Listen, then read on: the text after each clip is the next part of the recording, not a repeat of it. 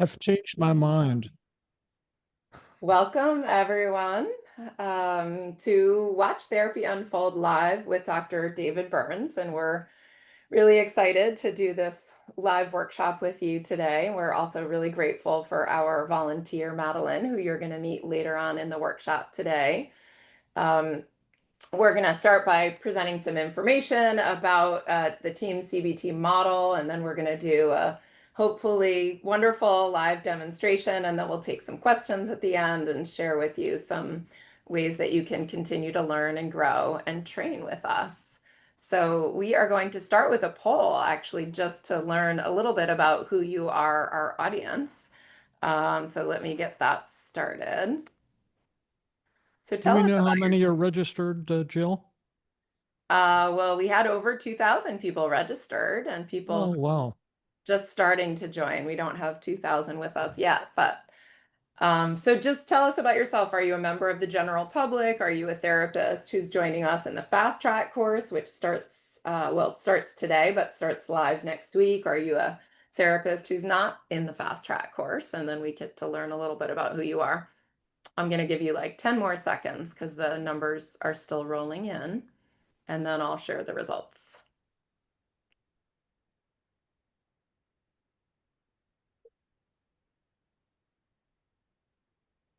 Okay. So about 13% of you are members of the general public, and then 12% of you are therapists that are joining us for the fast track course, and 76% of you are therapists who are not yet enrolled in the fast track course. All right, so about 87% of you are therapists, it looks like. So just helpful to know our audience. And I think we'll have, hopefully our presentation today is gonna, be helpful to all of you, whether you're a therapist or a member of the general public.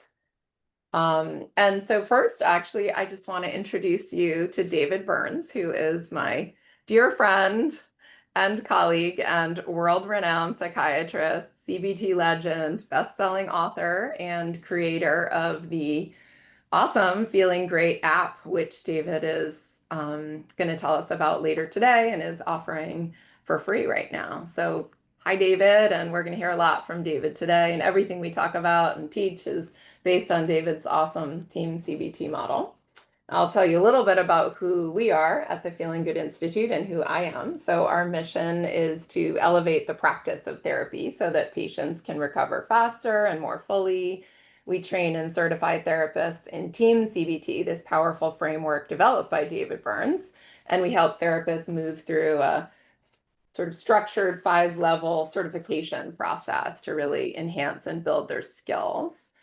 And Feeling Good Institute was founded by Maor Katz, Angela Crum, and myself. We all had trained with David at Stanford many, many years ago. And back then, the only way to learn TEAM CBT was from David at Stanford or from David in some of his intensives and workshops he did around the world. And we started Feeling Good Institute with the kind of dream to make David's tools, techniques, and training style more accessible to people kind of around the world without compromising depth or quality. And everything that we do today with our trainings kind of mirrors that mission.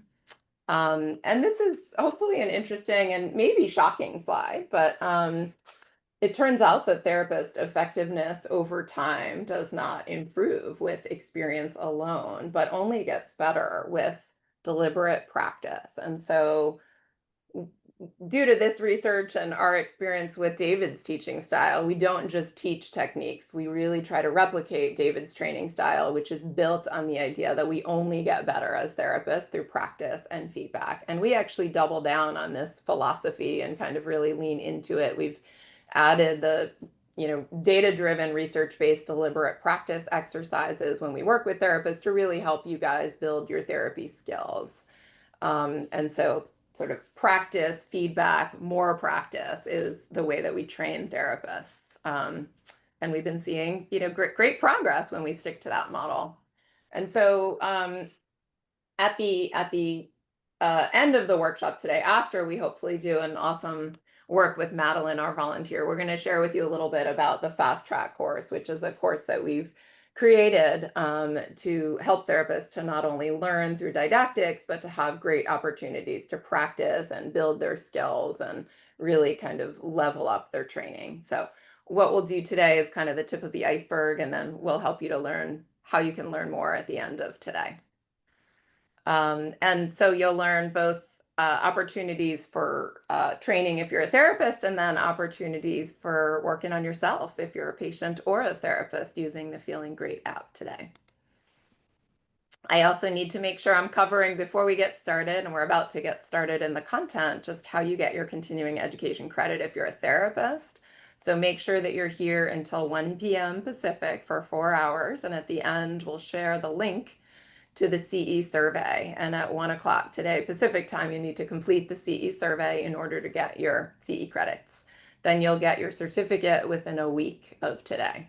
So you won't get it immediately. And if you have any issues, just contact us at certification@feelinggoodinstitute.com. These are our learning objectives, what we will surely be covering, and lots more today.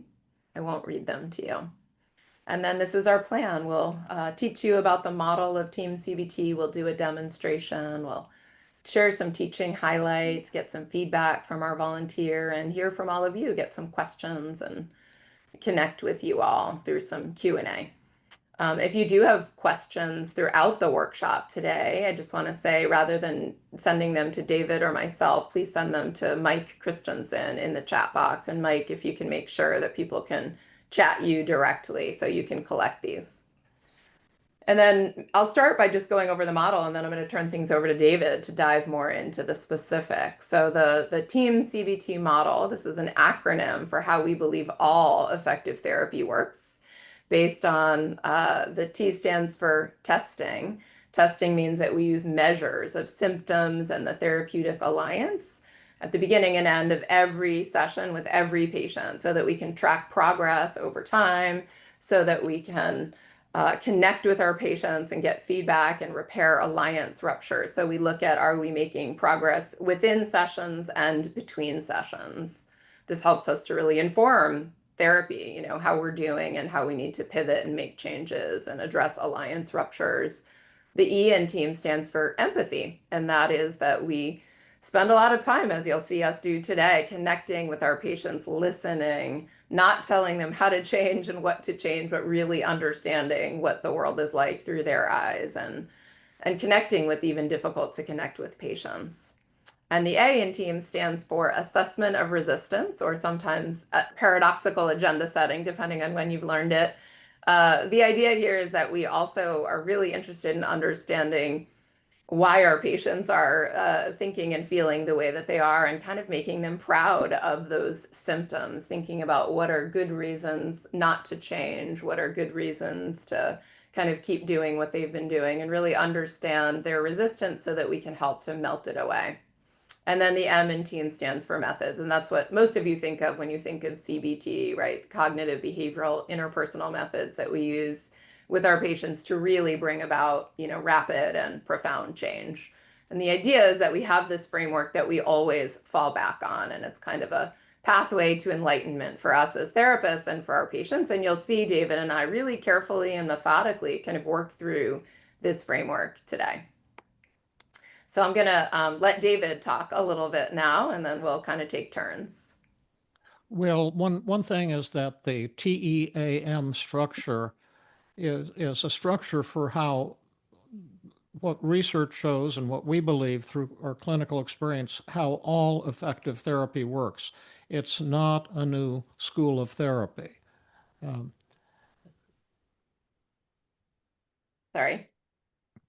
And it's also the sequence we follow in therapy sessions. We'll follow it today. First, we're going to do testing, and then we're going to empathize with Madeleine, and then we're going to have her grade us in empathy.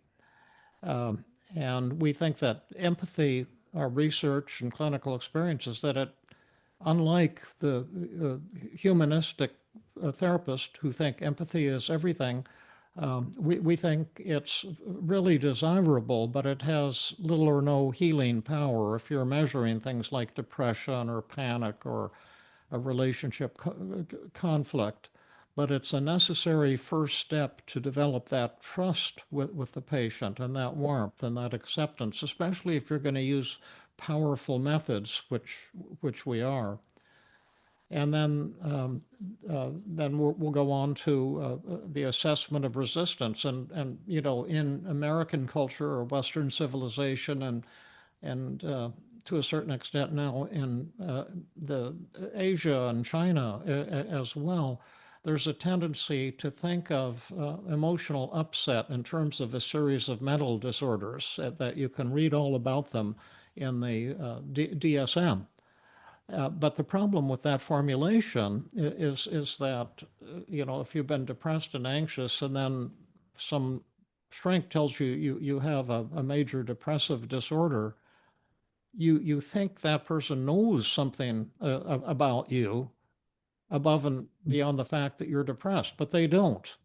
That's just some arbitrary term in the DSM. But the problem is when you're told that you have a disorder, it creates a lot of shame potentially, as well as the feeling that an expert's going to have to fix you, as if you have a broken leg, you'd have to go to an expert. And so at the assessment of resistance, we're going to try to transform all of that shame into pride. And so instead of feeling broken and defective, we want our patients to see that your depression, your anxiety, your inadequacy, your anger, your hopelessness, whatever, comes from your core values as a human being, and that these your so-called symptoms really reveal something beautiful about you, not a mental disorder. There are 3 or 4 true mental disorders, but most of the hundreds of syndromes described in DSM are not, to my way of thinking, or from any philosophy of science or empirical point of view, not true mental disorders. And another thing about this sequence, and then once we've melted away the resistance, we jump in with methods, and we're agnostic about methods. I use a lot of cognitive techniques because our research has indicated and confirmed that negative thoughts do, in fact, that is the cause of depression and anxiety. So we certainly direct a lot of the methods at reducing and challenging distorted negative thoughts, but we really use methods drawn from over a dozen schools of therapy. So I know we're jumping around here on the slides. And the last point that I wanted to make is that one of the unique features is, like today, we're going to do an extended session. I always do an extended session, a two-hour session. You don't have to do that to do team. Jill uses, for the most part, normal, 1-hour sessions and does beautiful work. But the neat thing about a double session is you can often complete a course of therapy in one double session, which is what we'll try to do today. We can't always do that, but I think it's kind of a new benchmark for the behavioral sciences, because we usually think if someone's depressed, that's going to take months, years, or even more than a decade of treatment. And we're going to try to complete that process in a very short period of time. And as far as the T equals testing, I've developed something called the Brief Mood Survey, and you can see it in your handout package, but it measures depression, anxiety, depression, suicidal urges, and various other things quickly and accurately. It uses brief assessment instruments, like the depression scale has an accuracy of about 0.95. It's much more accurate, say, than the Beck Depression Inventory or the PHQ 9. And one of the unique things is we measure symptoms in the here and now, not over the past 2 weeks like the Beck or the PHQ, because we want to know how the patient feels at the start and at the end of every therapy session. And we're looking for changes within the therapy session. So this format makes both the therapist and the patients accountable for the first time. A lot of therapists don't measure. They think of what they're doing as kind of mysterious, like they think they're providing you know, a corrective emotional experience for patients, or some such thing, or resolving subconscious conflicts.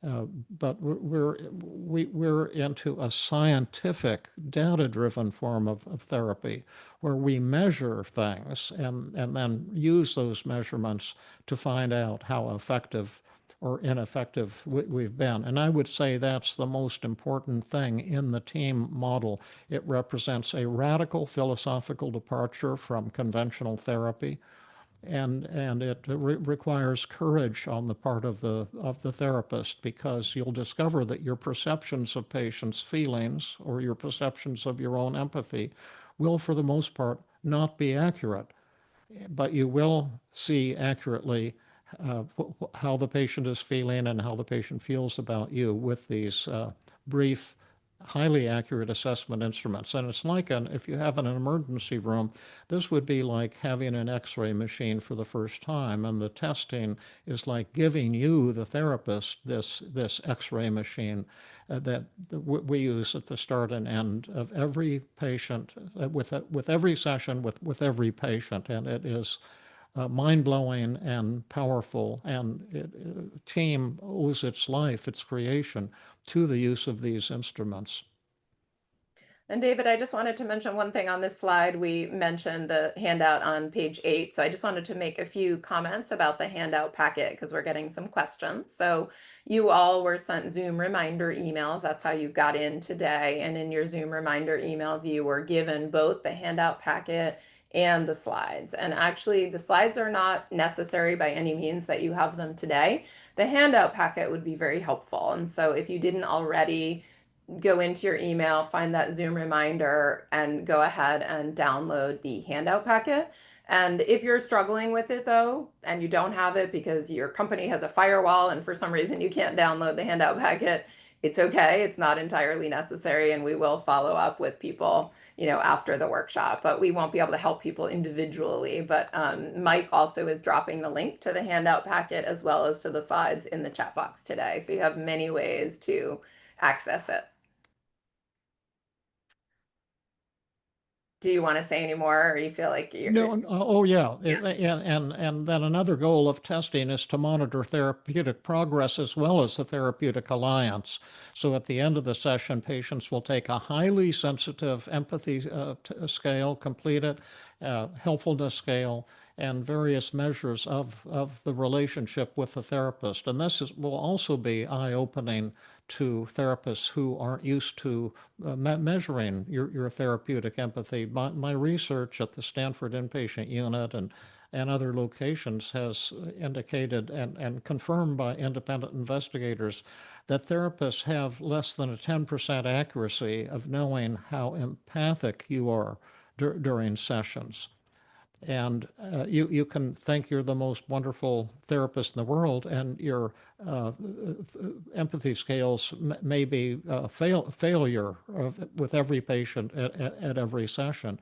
And if you have the courage to discover that and then to get some training and empathy, you can transform your therapeutic style in weeks, really, by practicing certain empathy drills and get great at the thing that you're weak at. But you have to have the courage to look at how you're doing through the eyes of your patient. And that's something very foundational in team therapy. And you want to go back to the empathy now, Jill? Uh, you Or did. I mean, I can continue Sure. either way. Yeah, no, I'm happy to. Yeah, as David is saying, empathy is necessary but not sufficient, right? So we have a lot more to offer beyond empathy, and yet I know when I learned cognitive behavioral therapy a very long time ago, I learned all the methods, but I actually didn't learn a framework for connecting with patients and for really understanding them deeply. And so I felt super grateful when I started learning and training with David that there was this whole kind of empathy component. And so you'll see us spend a good deal of time today with our volunteer Madeleine, connecting with her and using the 5 secrets of effective communication. So we say it oftentimes will take something like 30 minutes with a new patient to just listen, to repeat, to kind of deepen understanding. And sometimes takes longer. Sometimes we, as I think David mentioned, but we'll ask our patient, how are we doing on empathy? We'll ask them for a grade, A, B, C, D. We'll ask them, what is it that I'm not quite understanding? Really important that our patient feels totally understood before we then move on to assessing resistance and using methods. These are sort of our empathy do's, meaning what do we try to do when we're using the 5 secrets of effective communication? Well, we try to paraphrase what the patient says, not in a robotic way, but in an authentic way. We call that thought empathy. We also try to acknowledge how the patient might be feeling. So oftentimes patients will not use feeling words, but we will. We'll say, it sounds like you're feeling really frustrated or irritated, annoyed, anxious, and make sure that our patient, that we understand how our patient's feeling and that we reflect that back to them. We also provide compassion and warmth using I feel statements. So we're going to share how we're feeling. We're feeling kind of moved or feeling sad for our patient. And that's kind of how we connect as human beings. And we also do something, it's not on the slide, called disarming, where we really see the world through our patient's eyes, where we really agree with and connect with our patient. And that's this piece about sort of go with the patient to the gates of hell. If our patients are suffering tremendously, we're not trying to jump in and change that. We're trying to really show them that we deeply understand that, and it builds trust and connection, before, again, coming in with sort of the big methods. And the empathy don'ts. This is maybe more important than the do's because so many therapists kind of get in their way. Of doing effective empathy. So when we're trying to empathize and connect with our patients, we're not actually trying to help them. We're not trying to change them. We're not trying to cheerlead or make them feel better, make interpretations, or give advice. We're trying to do a lot less, right? We're trying to listen, connect, see the world through their eyes, and not change them and not give them advice. And did you want to say anything about empathy before we move on here, David? No, I thought you did just a great job, Jill. Okay. And then assessment of resistance. Again, we touched on this, but just to deepen this a little bit, there's 2 different kinds of resistance that we see in our patients, and one is called outcome resistance. That's how, when our patients may feel a bit ambivalent about the outcome that they say that they want. Do they really want the outcome that they're asking for? So, student, let's say a college student who comes to us and is nearly flunking out of school and is feeling incredibly sad and anxious. Do they really want to feel on top of the world, fantastic, completely good, under the circumstances? Would that make sense? And why not? Maybe they want to hang on to some level of their anxiety because it kind of serves them well and motivates them, or their depression shows what they value. And so we spend a good deal of time addressing and then sort of melting away outcome resistance to make sure our patients can sort of argue for change and convince us that they really do want the change that they say they want.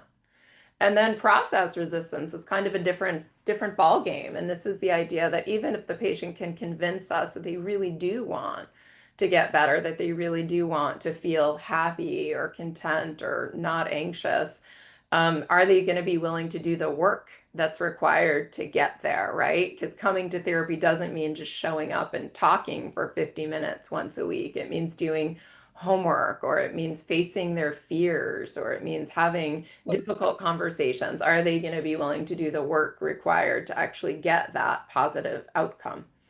And so we have lots of methods that you'll see us use and that we use with our patients to address and then reduce resistance and thereby kind of boost motivation. And then David and I love this slide, which is ask yourself what happens when you don't address resistance, right?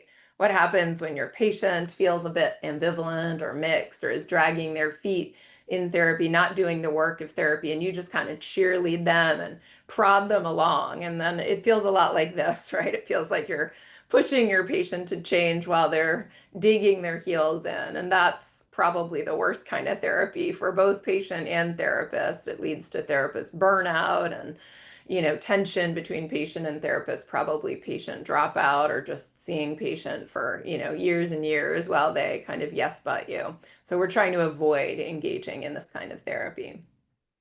And I might I sometimes make outrageous statements that I totally believe, but other people get ticked off sometimes. But what I might say is that if you've really learned team, it becomes virtually impossible for a patient to resist you. And by resistance, we mean any time the patient is, yes butting you, or, not doing their homework, or questioning things, that there's a kind of tension in the relationship rather than two people working together in a joyous way to change the patient's life. You want to talk about this, David? Yeah, well, sure. The one of the tools we use in the paradoxical agenda setting, we'll often ask, what what would you like in today's session? And we'll ask Madeleine that, and often the patient, what they're wanting is to make all of their negative thoughts and feelings disappear. And we have this thing, the magic button. If you press this magic button, you'll go into a state of euphoria with no effort. Will you? And all your guilt and shame and depression and anxiety will disappear in a flash. Will you press that magic button? And the vast majority of patients says, yes, I'd press it. Where? Show me the button. I want to press it right now. And we say, well, we have no magic button, but we have some pretty magical techniques. And I think if we use them, we could probably achieve that goal by the end of today's session. But I don't think it'd be a good idea. I'm not convinced to use those techniques. And then the patient will get upset and say, well, why not? And I say, because maybe we need to look at your positive thoughts and feelings from your daily mood log. You've got 6 different negative feelings that are very elevated, and you've got 8 negative thoughts that you believe 100%. And before we make all that disappear, maybe we should look at them one at a time and ask two questions, or maybe even 3. But the 2 questions would be, how is this negative feeling or thought helping me? What are some benefits of feeling anxious or ashamed or angry, or whatever? And the second would be, what does this negative thought or feeling show about me and my core values as a human being that's positive and awesome? And so we go through a bunch of the negative thoughts and feelings and generate a list of positives. That's what positive reframing is. And typically, we can come up with a list of maybe 10 to 15, sometimes 20 or more overwhelming positives that have been hiding in the patient's negative feelings. I'm probably jumping the gun a little bit here, but then at that point, we can say, my goodness, why would you want to press that magic button? Because if you do, and all your negative thoughts and feelings disappear, then all these positives, your high standards, your compassion for other people, your anxiety, which keeps you vigilant and keeps you and your family safe, and et cetera, et cetera. All those values will go down the toilet along with your negative thoughts and feelings. Why would you want to do that? And so we've intentionally driven the patient into a state of confusion. And then that's very important, because they thought they want to have zeros on all their mood scores, but they don't really, because of all these beautiful things about them. And we need to bring that to conscious awareness. And then we'll go on to some of the next slides and talk about how we resolve that with the magic dial. Well, yeah. This is the positive benefit. I'll say what the conclusion is. Is that then we say to the patient, suppose instead of a magic button, we had a magic dial, so you could dial each emotion down to some lower level. Now, at the beginning of the session, your depression was at 100. How much depression would you want to have on a 0 to 100 by the end of today's session? How much would be enough to keep all those positive values, the beautiful things that your depression says about you, keep all those core values and benefits, but suffer much less? And then the person might say, oh, 10%, I want to lower it to 10%. And then I might say, are you sure that's enough? Can I try to sell you on 15% or maybe 20%? And now this is another paradox at work, because I, the therapist, am trying to sell the patient into maintaining the symptoms as much at as high levels as possible. And paradoxically, that induces the determination of the patient to want to lower them to some lower level. And typically on the goals, after the positive reframing, we have a goal column right on the daily mood log. And so often they'll have a 5% or a 0% or a 3% or 10%, sometimes a 20%, but they generally want to lower all their feelings to a much lower level. But what's happening, there's a kind of magic happening, that the shame disappears and they get pride, because they see, and they have to see this for real. It can't be an intellectual thing. It has to be something they feel at the gut level, that these symptoms really do show a lot about their inner beauty and their values as a human being, and that these negative thoughts and feelings really are helping them in many ways. And so they no longer feel defective, broken, or hopeless, as you would if you think these are all from my mental disorders. It's from your mental orders, from your what's right about you, not what's wrong about you. And paradoxically, once we sell the patient on how beautiful these symptoms are and get them to see that, the resistance to change suddenly disappears. And that's why we can get, most of the time, such dramatic and rapid changes in the treatment of depression, anxiety, and all kinds of negative feelings. And if when I was a psychiatric resident, you would have told me that it's possible to, get someone completely out of depression in a single therapy session, I would have said, you need to take some Thorazine because you're hallucinating. It was so far beyond what we thought in those days. And still, many of the training programs emphasize that to treat depression, it's going to take months or years. And some people say more than 10 years.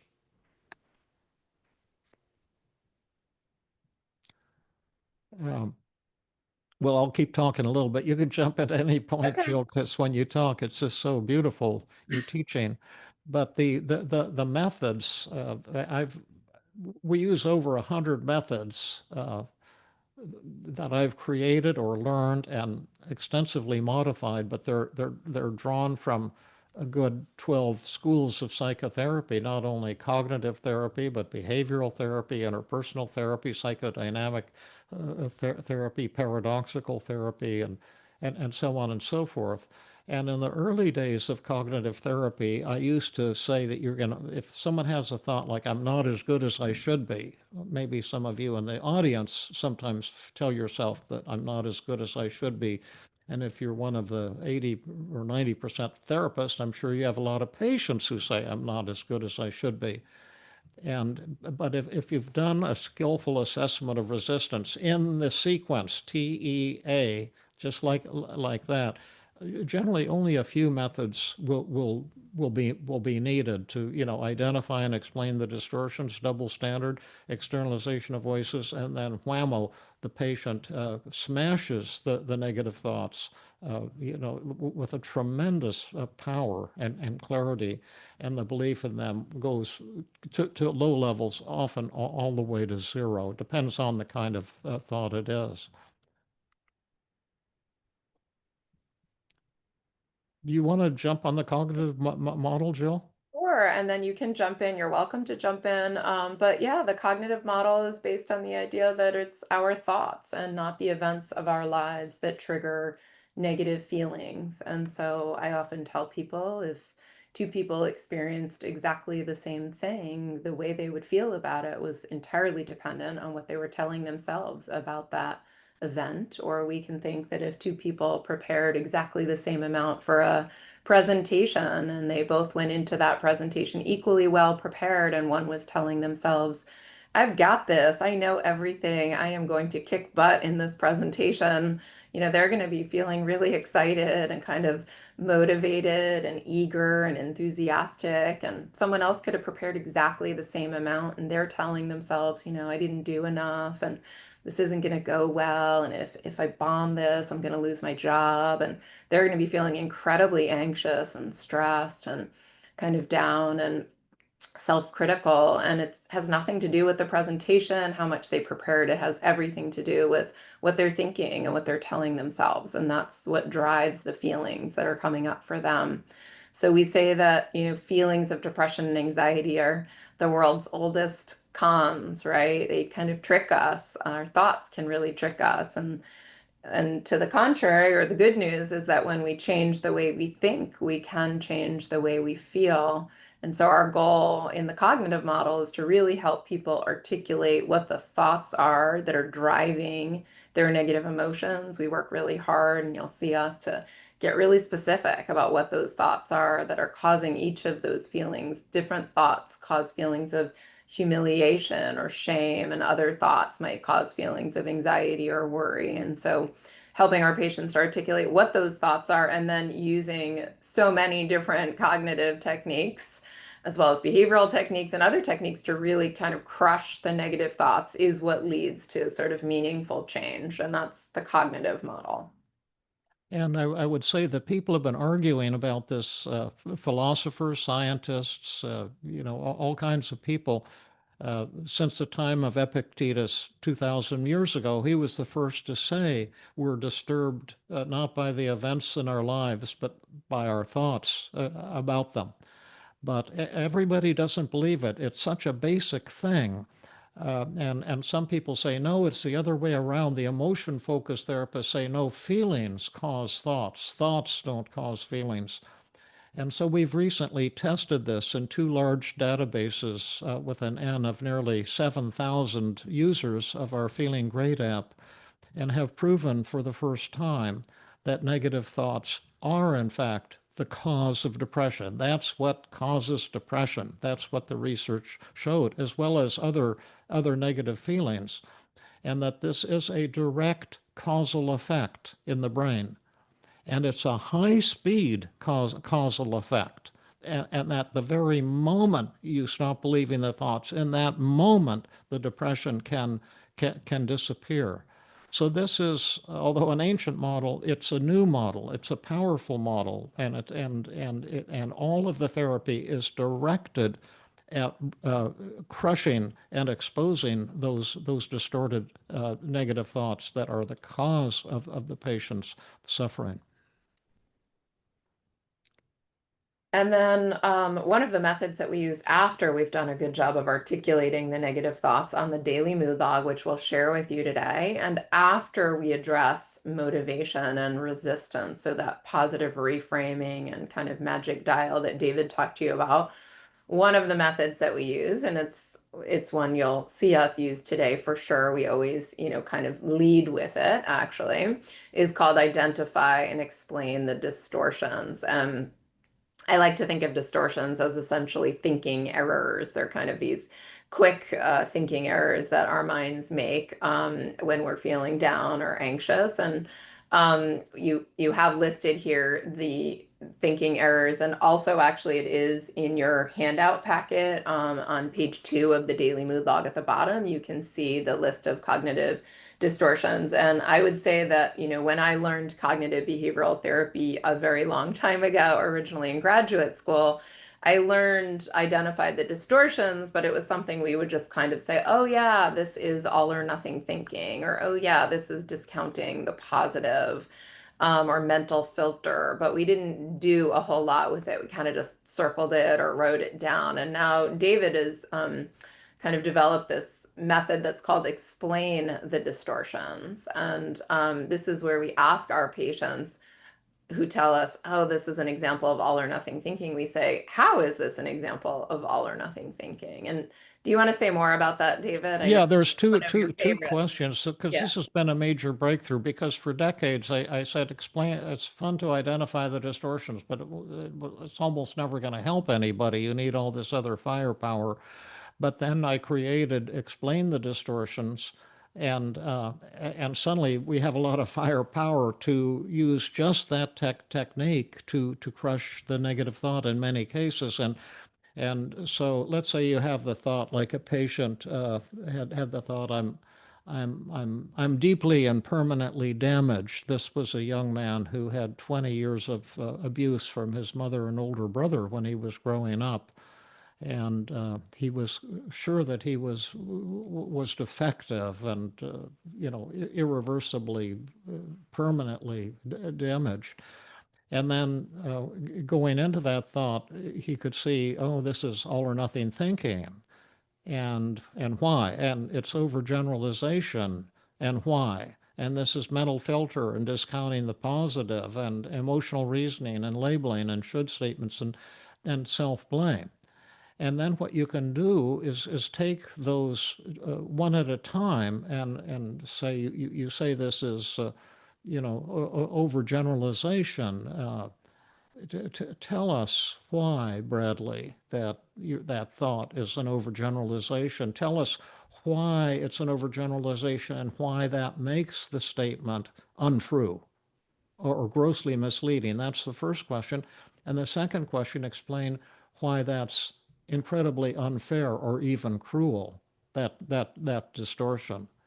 And then what he came up with, well, this imagines that I have some kind of metaphysical self that's damaged beyond repair, and and what I'm really doing is focusing on several of my weaknesses and shortcomings, and generalizing to my whole self, and that's totally nutty, because although I do have many weaknesses I have to work on, I also have some tremendous strengths that I can be proud of. I had a rocky start to my life, and I have a lot to show for myself. And then it's cruel because that distortion makes that thought, it's like belittling. It's like what my mother and older brother did to me when I was growing up. Said things like this: oh, you're no good, you're defective, you're damaged goods, no one's going to love you, no, blah blah blah. This really horrible stuff. And he was a little kid when he started hearing this. He didn't have the judgment to challenge it. But that's how you do. And when they answer those two questions, one, why does this distortion make the thought unrealistic and untrue? And second, why does it make it cruel and unfair? Often they'll be able to then generate a positive thought that crushes the negative thought. So it's a powerful new approach. And then, oh, sorry. Then we talk about, we kind of covered this, but that emotional change can actually occur instantly. And so, I mean, we covered the idea that thoughts drive feelings, but then it also follows that the moment that we can crush a negative thought, the moment this distorted negative thought no longer seems true to us, kind of is the moment that we feel better, that emotional change, or that we, let go of those feelings of depression or anxiety, and that emotional change can happen actually kind of in an instant. And do you want to speak about how this idea goes back 2,000 years? Well, we've said that already, but such a simple thing that a lot of people don't get it, don't believe it, don't understand it. But that's what our research also showed is that the very moment, this was a big study and independently replicated in two independent databases using highly sophisticated statistical modeling techniques. It confirmed that not only do distorted negative thoughts cause depression and anxiety, they cause it instantly. And the moment you stop believing those thoughts, in that instant, the feelings will change. And just to give you a simplistic example that our colleague, Dr. Mark Noble, a kind of a neuro, a brain expert from the University of Rochester, he said, imagine a cave person in the evening, this fellow, and he hears the snapping of a twig behind him, and that snapping has no effect on him, but his thought does, because he tells himself, "Oh my God, that could be a tiger." So he goes into panic. You see, and that's how the brain works. It creates emotions almost instantly. There's nothing that takes months or years to unfold. The brain is working instantly, like a computer. And then he turns to look and he sees it's his wife who has stepped on a twig and she's just going off to the do something or other. And then he sees that his negative thought was wrong. And in that instance, his anxiety and panic totally disappear. And that's the model that we're using in therapy. And we're being accountable for it because we're measuring things precisely within and from the start to the end of therapy, every therapy session. And we see this happen all the time in therapy sessions too, where someone can go from kind of sobbing to laughing, and you can see the moment it happens. We have video clips of these things too, when like one no longer believes a negative thought that's been kind of torturing them, and it replaces that with a totally believable, positive or rational thought.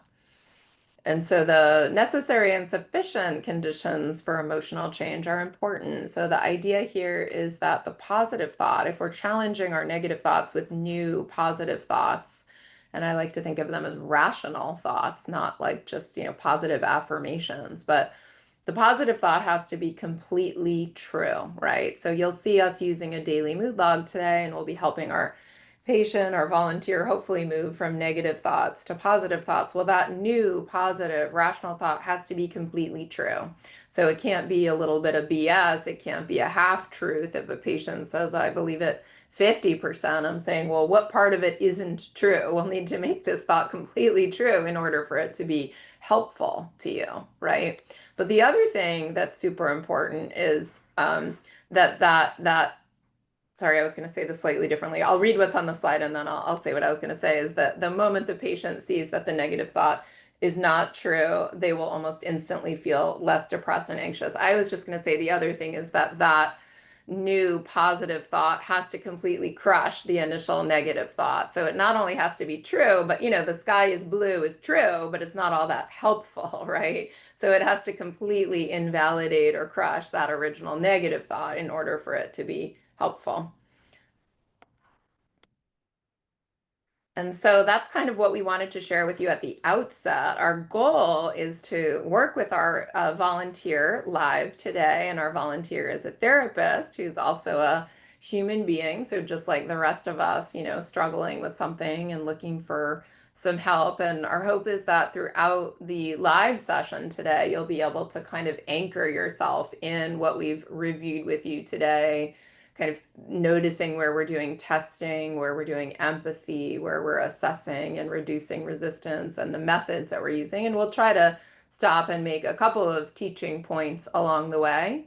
And then after our live demonstration, which will be somewhere around 2 hours or so, we'll also make some teaching and summary points, and we'll take questions from you guys. So if you have questions throughout, you can send them in the chat. We won't be looking at them during the presentation, but Mike will be kind of summarizing them and then asking some questions of us kind of toward the end of the workshop. And also, David, I just wanted to remind us that we'll take a quick kind of usually bathroom break, maybe after the empathy phase. That's usually what we do, so that Madeleine and you and I and their audience can take a quick break. So just people have also messaged me saying, are there any breaks in the 4 hours? So we will take a break, but we can't really promise you exactly what time that's going to be at. And so let's introduce Madeleine, right? And maybe I'll wait a second. Let's introduce Madeleine and welcome Madeleine, and then we can check in with Madeleine on her testing and do some empathy. I was also thinking at some point after we go through the daily mood log, I'll stop screen sharing so people can see a large version of the three of us. I think that would be more meaningful for people. So maybe remind me to do that if I forget. So welcome, Hi, Madeleine. Madeleine. Yeah, I think Mike has you now highlighted as well, so everyone should be able to see you. Do you want to say hi? Hi. So I think what we'll do is we'll start well, David, do you want to start with Madeleine's testing, actually, what she shared with us on her brief mood survey, and then we can ask Madeleine to share what she's been struggling with, and we can do some empathy and start there. Oh, yeah, the testing, sure. I'll go through how Madeleine is feeling right now at the start of the session. The depression on the brief mood survey, which goes from 0 to 20, is 5. So there's a little bit of depression, but not a huge amount. And the suicide is 0, so there's no suicidal urges. The anxiety, which goes from 0 to 20, is an 18. And so, Madeleine, and thanks and hello, Madeleine. We're so thrilled to have you and so grateful. Is 18 out of 20, and that's almost the most intense anxiety a human being can experience. The anger is 0. And the positive feelings, which measures happiness and self-esteem and intimacy and optimism and all those positive feelings, goes from 0 to 40. And your score there is 20 out of 40, indicating that although you're not real depressed, you're a little bit, but you're very anxious, but these are robbing you of feelings of happiness. And so that's one thing we'll hope we can work on during the session, not directly, but indirectly. And also the relationship satisfaction with your husband is 25 out of 30. And that indicates a pretty good marital satisfaction. That goes from 0 to 30, and 25 is up toward the top of the scale, but there's probably a little room for improvement in a couple of categories there too. And the thing that you I go just ahead. wanted to let people know what David's reading now. So later on, when we really get into it with understanding Madeleine, we'll share with you some slides and anchor you in your handout packet. What David was going over was just that T equals testing. So what's called the brief mood survey. And we do have a version of it on page 8 in your handout packet, although this is not Madeleine's brief mood survey in your handout packet.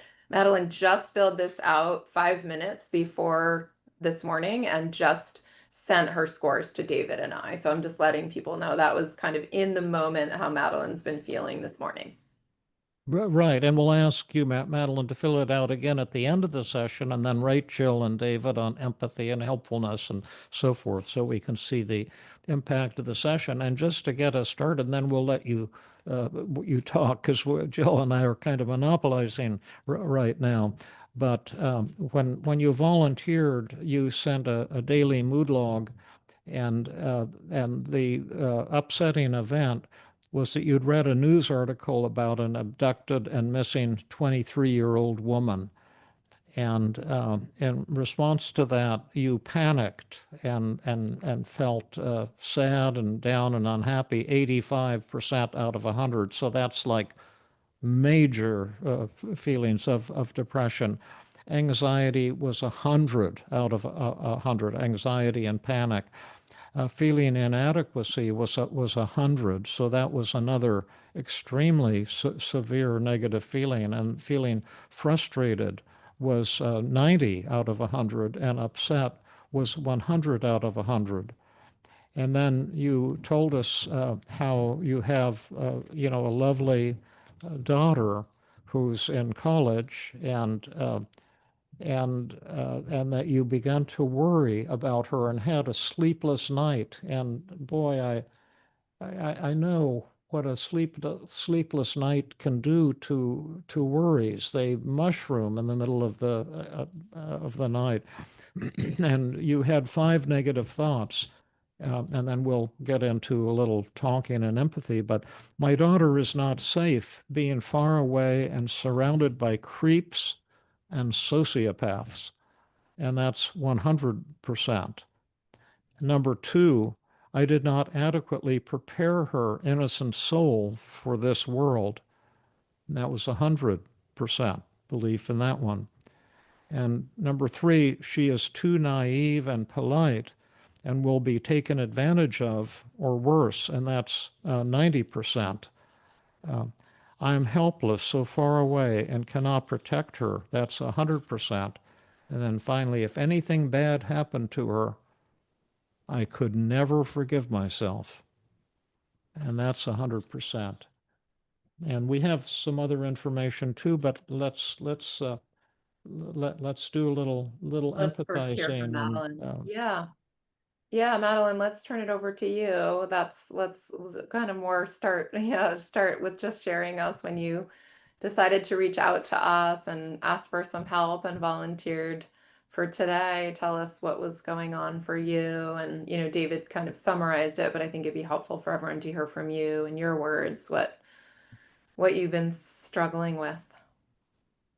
Well, I just was at the hair salon and I was reading a magazine. I don't go to the hair salon very often to get my hair done. And I was reading one of those magazines, it had Helen Mirren on the front. And I think she's a great actress.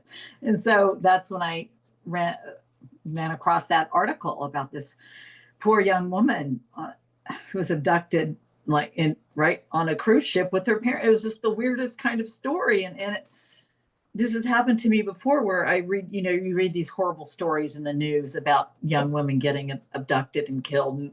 So I was sitting there reading it and I was like, why am I reading this? And then I couldn't let go of it. My brain couldn't let go of it. And my daughter's studying abroad right now. And so I couldn't sleep that night, but I wasn't, and I was lying in bed awake going, what is my problem? There's nothing going on here. Why can't I sleep? Why am I so restless? Why can't I sleep? There's nothing wrong. There's no problem right now. Everybody's fine. And I kept thinking, and then finally my thoughts went to that article, and then all these other thoughts started spinning. And I'm sorry if I get emotional, but I get emotional too quickly, and I apologize. I want this to be a really helpful session for everybody. And Jill and David are so generous that I really want to make this good. So let me just wait, let me just pause and say tears are good, Madeline. It's not like if you cry, it's bad. And if they just get in the way sometimes. So I'm really happy to just give you a minute to your feelings and share them with us. Yeah. So, generally I'm an anxious person, but I don't usually spin. And I started spiraling that night, just completely spiraling into the black hole of, my daughter's not safe. This could happen to her. She's naive. She's gotten herself into trouble before, but she's fine now, but this could happen to her. And then I start thinking about that young woman that's been missing. And then I start thinking about the other news articles. It all started with that Natalie Holloway incident. And I'm sure many of you heard of that, especially if you're in the States. Oh yeah, right. Do you remember Horrible. that? It was just, I thought, yeah. Oh my God, I'm never going to let my daughters go away on spring break because and I've never been able to let go of that and the pain that family must be feeling, and her daughter just went on spring break and was doing what all kids do, go out to a bar and dance. And so that's always stuck in my mind, that I've got to be super vigilant as a parent and be really super protective, but that's not healthy at the same time to be like that. You know, they've got to live their lives, but I just start spiraling into a dark place. And when I read that article in the hair salon, and then that night I couldn't sleep, and then I finally figured out that was why, then I started spiraling back down into all those poor women that were abducted and killed or whatever, and I couldn't stop thinking about it. And yeah, that's what happened. I have a question for you, Madeleine, and I just love what you've been saying. Thank you for that, for bringing your heart and your fears to this. When you got tearful a few minutes ago, you kind of pushed it out and said, you know, this just gets in the way. But I think both Jill and David very much admired your tears and your vulnerability at that moment. And I was wondering, when you were feeling tearful, what were you thinking, or what were the pictures in your mind at just that moment? Thinking about those poor women, young women, Yeah, just being taken advantage of, and being abducted yeah. and hurt, and it just it's just terrible. It's just so wrong. I'm sorry. It's just so wrong that people can be so cruel to each other like that and hurt somebody like that. It's mind blowing, isn't it? And women are at a disadvantage. Women are disadvantaged. Generally, Yeah. we're you know, not as big, not as muscular. We're at a disadvantage. Absolutely. Yeah, so just feeling so sad and disturbed and vulnerable, it sounds like, too.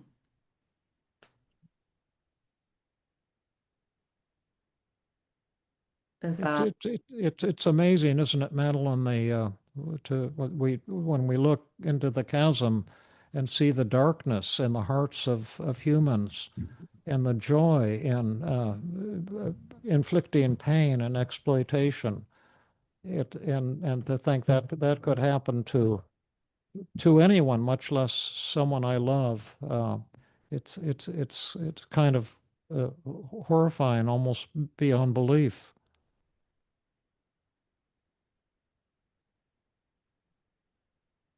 Yeah. And so I woke up. I mean, I didn't wake up because I never slept, but got out of bed that morning. I thought, wait a minute. I rarely do this. I mean, I've maybe done this a couple times in my life. I said, this would be perfect for Jill and David's demo. But I was looking at it from a therapist, like, you know, this would be perfect because this doesn't happen. I don't do this often. And I went to a dark place, bad, spiral bad. And I'm a therapist. I know exactly what I needed to do. I know it was not rational. I know all these things, but I could not do it. I was spiraling bad. And it was just crazy because I just don't, it's not something I do all the time. I just don't. I don't watch horror movies because they give me nightmares. So I don't do those things.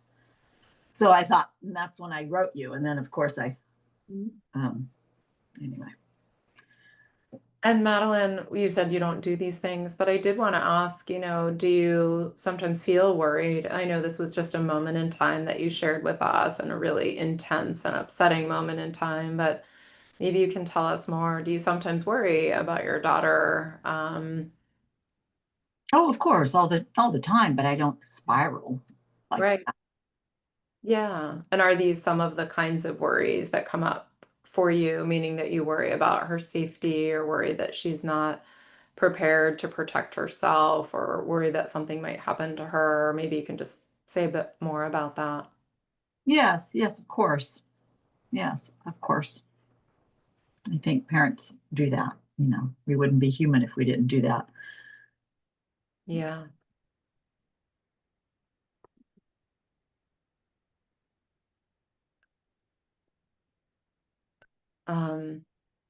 Picking up a little disconnect there.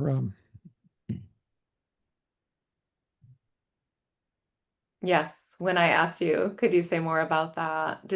Was that feeling kind of off-putting to you? Off-putting when you asked me that question? Yeah. Well, because you Oh, were no. saying sort of course, and I was saying maybe you can just share a little bit more about that with us.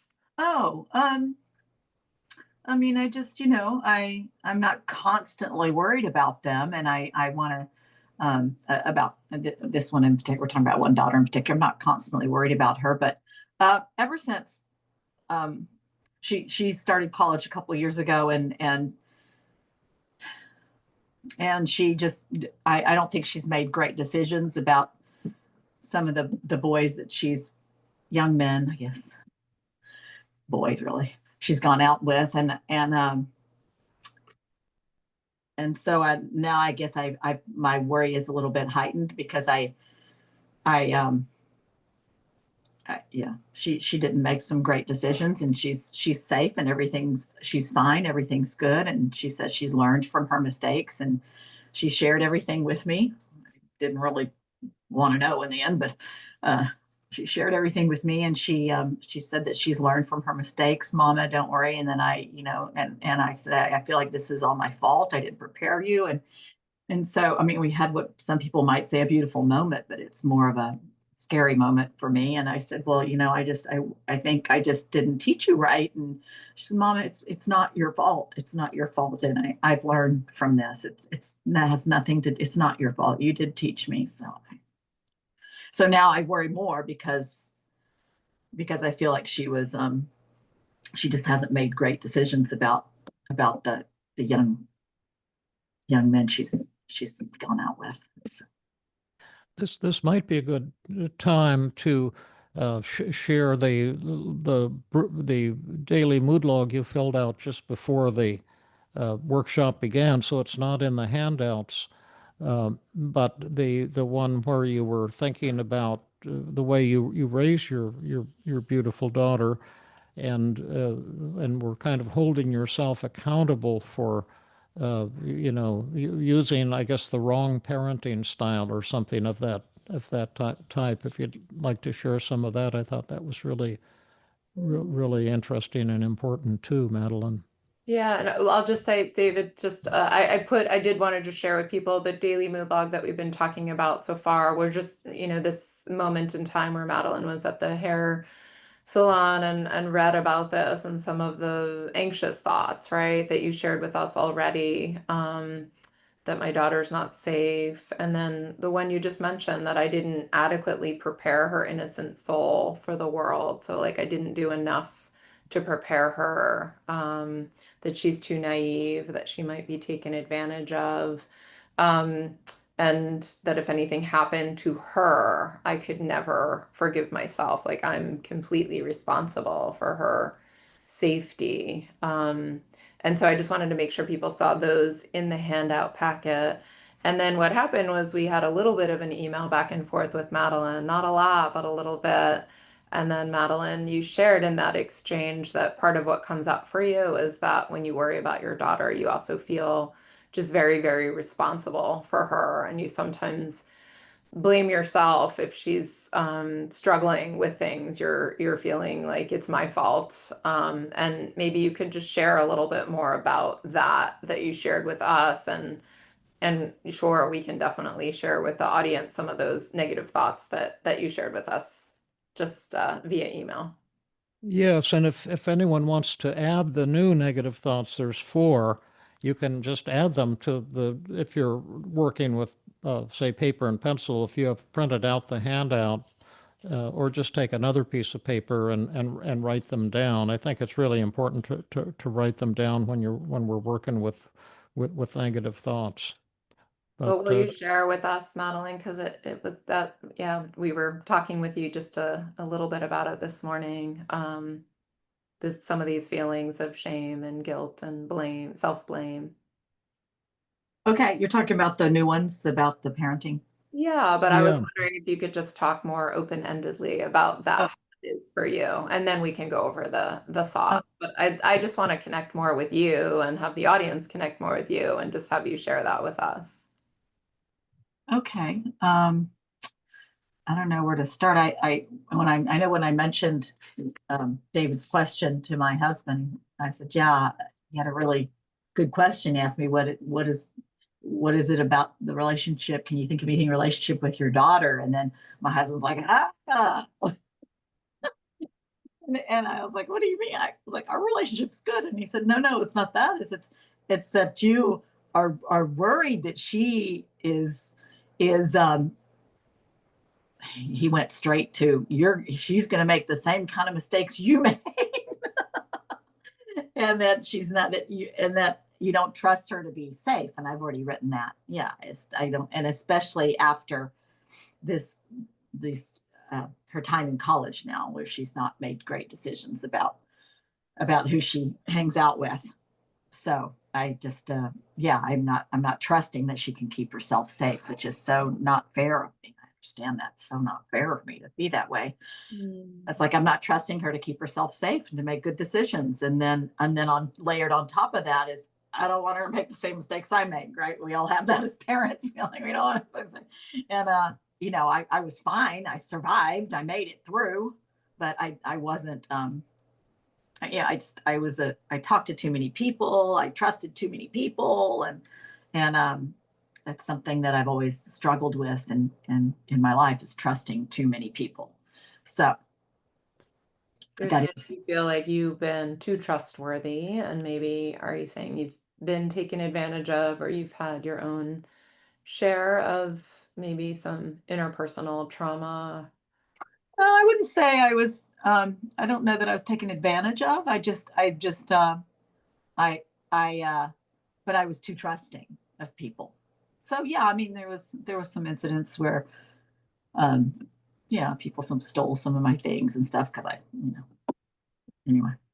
But Right. So there's a fear that she would experience some of these difficult things that you experience. well, no, worse, because I trusted people. I didn't. I mean, I was fine. I wasn't hurt. No, I was fine. I wasn't hurt or anything like that. But I think I was lucky, and I think Yeah. like I tell my husband, I think the world is different now. I mean, Yeah. The times they are a changing, unfortunately. yeah, it's not like what's available on the internet. I didn't grow up. We didn't have that. I mean, they were just starting computers when I was young. We didn't have that. They didn't have access to that, all that kind of dark, lurid information that's out there, and the violence that's so readily available to people, and that wasn't there, and I think that shapes a lot of people's brains and minds, and what and how they look at, especially, and I'm talking about in this particular incident, how men look at women, and or girls, or boys look at girls, and it's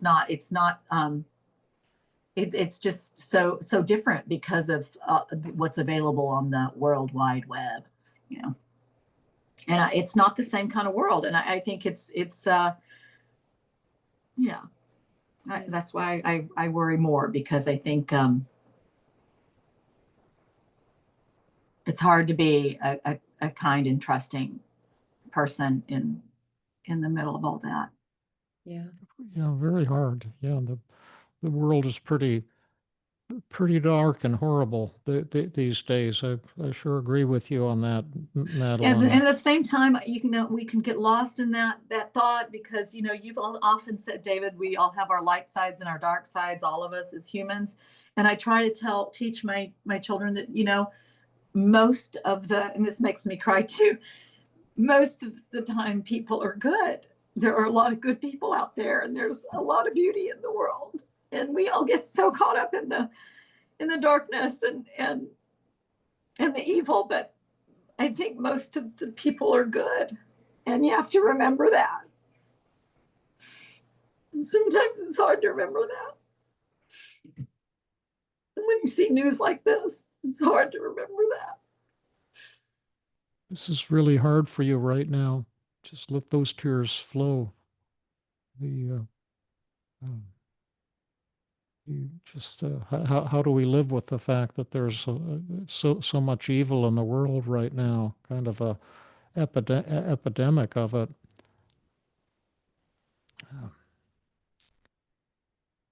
and holding that fact with the fact that there's so many people in the world that are good, because it sounds like that also made you feel emotional, almost like the bittersweet, the good and the bad. I know we got away a little bit from those four thoughts you wrote down earlier. Are we going to ignore them then, or I was No, I'd starting to love add them to my daily mood log. I thought they were really good. Yeah, I'd love to have you share them with us, Madeline. Could you share with us um those feelings, those thoughts that you shared with us this morning? Yeah, I mean, the first one goes back to when she was a baby, and I was not present there enough for her. I mean, yeah, I took a year off to be with her, so I was present. I was very present, but I just remember her as a newborn looking up into my eyes and searching, and I was like, I don't know what I'm doing. I'm sorry, and I was felt so insecure about being a new mother. I was like, I'm sorry. I don't know what I'm doing. My milk's not coming in for you. I know you must be starving. And her little eyes, those little newborn eyes, just looking at me like searching. And I felt like I was already letting her down because I didn't know what to do. It's just so stupid. It's so stupid. I've just never forgotten that. It wasn't the same with my second baby. Sounds like it's so overwhelming. It's so much responsibility having this precious newborn, and you were feeling so much like such an intense sense of responsibility, right? And Yeah, just she was just looking into my like deep into my eyes, a little newborn just looking deep into my eyes, and I was like, so sorry. There's nothing here. I don't know what to do. I'm flying by the seat of my pants here. I'm trying my best. so you felt like you were letting her down then. I mean, that was one of the things, Yeah. like I wasn't present enough for her. And so you shared that your thought was I wasn't present or there enough for her, which you believe 95%. That's what you told us this morning. And at the same time, you're realizing I took a year off from work and I was trying to breastfeed her. And, it sounds like when things didn't go according to plan, you would feel really guilty and self-blaming. Yeah, and then the second one, she may not trust I'm there for her, and that I think stems from we had our second child 7 years later, and so I was like, I'd forgotten how to do the baby thing, and in fact, it was kind of a funny story. My husband was filming me trying to put diapers on because I'd forgotten how to put diapers on, and he thought it was the most hysterical thing. Like I couldn't remember how to put a diaper on. And then so I was all on board, focused on this baby, but she was still only 7. She still needed me. And I felt like yeah, that's where that comes from. I maybe wasn't as present with her as I needed to be, when she And was you're going through. saying, I just want to make sure I'm getting you right because all of what you're saying is so beautiful and powerful and important. So like when your second daughter was born 7 years apart, and so when you were tending to your second daughter, the newborn phase, which is so incredibly sort of intensive, right? You felt like you were ignoring your older daughter, or that you weren't present enough. So it felt again sort of like a personal failure. Right? Mhm. Yeah. Yeah, I mean, she looked so big compared to, Yeah. looked so big, but she wasn't big. Yeah. Okay. And so that was another negative thought. She may not trust that I'm there for her. And you told us you believe that 60%. Hmm. And again, for the audience, I'm just adding these thoughts to 6, 7, 8 on the daily mood log, which you have on page 5 of your handout packet. And you had a couple more. Will you share that with us, Madeline? Yeah, she's so anxious and it's all my fault. And I believe that I'm about 75%. So the thought is she is so anxious and it's all my fault. And so perfectionistic. Like she's such a people pleaser. So people please. She has to always has to please people. She can't offend anybody. It's like it's more than usual. It Yeah. seems to me more than normal. She's really was so worried about offending anyone. Hmm. Yeah. And you believe that 75%. So she's so Mhm. anxious and it's all my fault, or she's such a people pleaser and it's all Yeah. my fault, 75%. Yeah, and that goes back to, was I too hard on her as a parent? Did I was too demanding? I expected too much. So now she has to always please me and her dad and her teachers and all people of authority in order to be loved. That whole self-defeating belief thing, you know. So again, this is blaming yourself for these qualities in her, right? Yeah. This Yeah. way, it's because I raised her wrong. So I was too demanding. So again, in the theme of kind of just it's all my fault, Yeah. right? Yeah. Yeah. Yeah, it sounds so painful and just Really beating up on yourself ever since she was born. So, kind of the theme. I'm not good enough. I'm failing her as a mother, as a parent. and it's Yeah. so beautiful, Madeleine, too, to see just how seriously you've taken this job of parenting her, how important it is to you, and how much you love her, how much you want to protect her and kind of be everything for Oh, her. we tried so hard. It wasn't easy for us. We got married later in life, and it wasn't easy for us to get pregnant. I say us because nobody really knows. It wasn't easy for us to get pregnant, and we went through a lot, Yeah. of procedures and time and heartache to have children. So it was really something that we worked at Yes, this and thing. wanted for years. Right. And I just wanted to also say, Madeline, that I know that I just know that everything you're sharing so far is something that so many people can relate to. So I'm not looking in the chat box on purpose because I don't want to get distracted. I recommend you don't either, or David doesn't either, but I'm sure, and I know myself, that there's just so many people that can relate to this idea of so deeply loving a child and feeling incredibly responsible, and that leading to some pretty strong self-blame and feeling deep feelings of responsibility. And I just want to say I'm sure many people are feeling very connected to you as you're sharing that, and probably connected to your journey of trying hard to have a child. And so then once you do have a child, David, I think I said not to look in the chat box, and now I can see your eyes.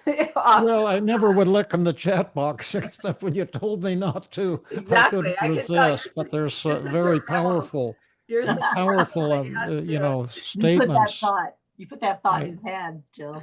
yeah, I assure you, Madeline, you're touching a lot of hearts right now. Yeah. And then what was your fourth thought? I should have been more empathic and I should have learned to sensitive. be more empathic, patient, and sensitive. Yeah. And then what was the belief in that? 100%. 100%. Yeah. Well, My thank mother you. even said when she was born, now Madeleine, she's French. Now Madeleine, she is very sensitive, so you better be careful. Because she has mentioned before, I might be a little bit like my father, which nobody Yeah. wants to hear that. You were warned by your mom. You better be sensitive, and that you maybe have a tendency, you're saying, to be, I think you used the word in an email to us, gritty, like you really wanted your daughter Yeah. to be independent. And so yeah, there's some part of you that's, And strong. yeah. Yeah, and I learned this. I had to learn it too. I don't know that I was born that way. I mean, we all are born with personalities. Maybe I was a little bit, more like my dad, but I had to learn this way because my heart was so broken when my parents divorced, and I just looked up so much to my dad. And then when they divorced, and I found out what was going on, it just broke my heart. And so I had to learn to be gritty. I had to learn to be strong and not to, even though I still continue trusting the wrong people, but but I had to learn to kind of put up a wall to kind of steel myself to not let so much emotion in. I had to learn to do that because it was really hurtful. It hurt so much. And to see what my mom was going through and the hurt she went through over my parents' divorce, and I was only 11 or 12, and it was kind of a forming age, you know. And so I had to learn that. I had to learn to put people at arm's length and to not not open yourself too much to people, especially, guys that I would date later on. You know, I had a tough time committing, and because of that, because I'd be like, nope, I'm going to protect myself from getting hurt. So I feel like I kind of, put up some walls a little bit. Hmm.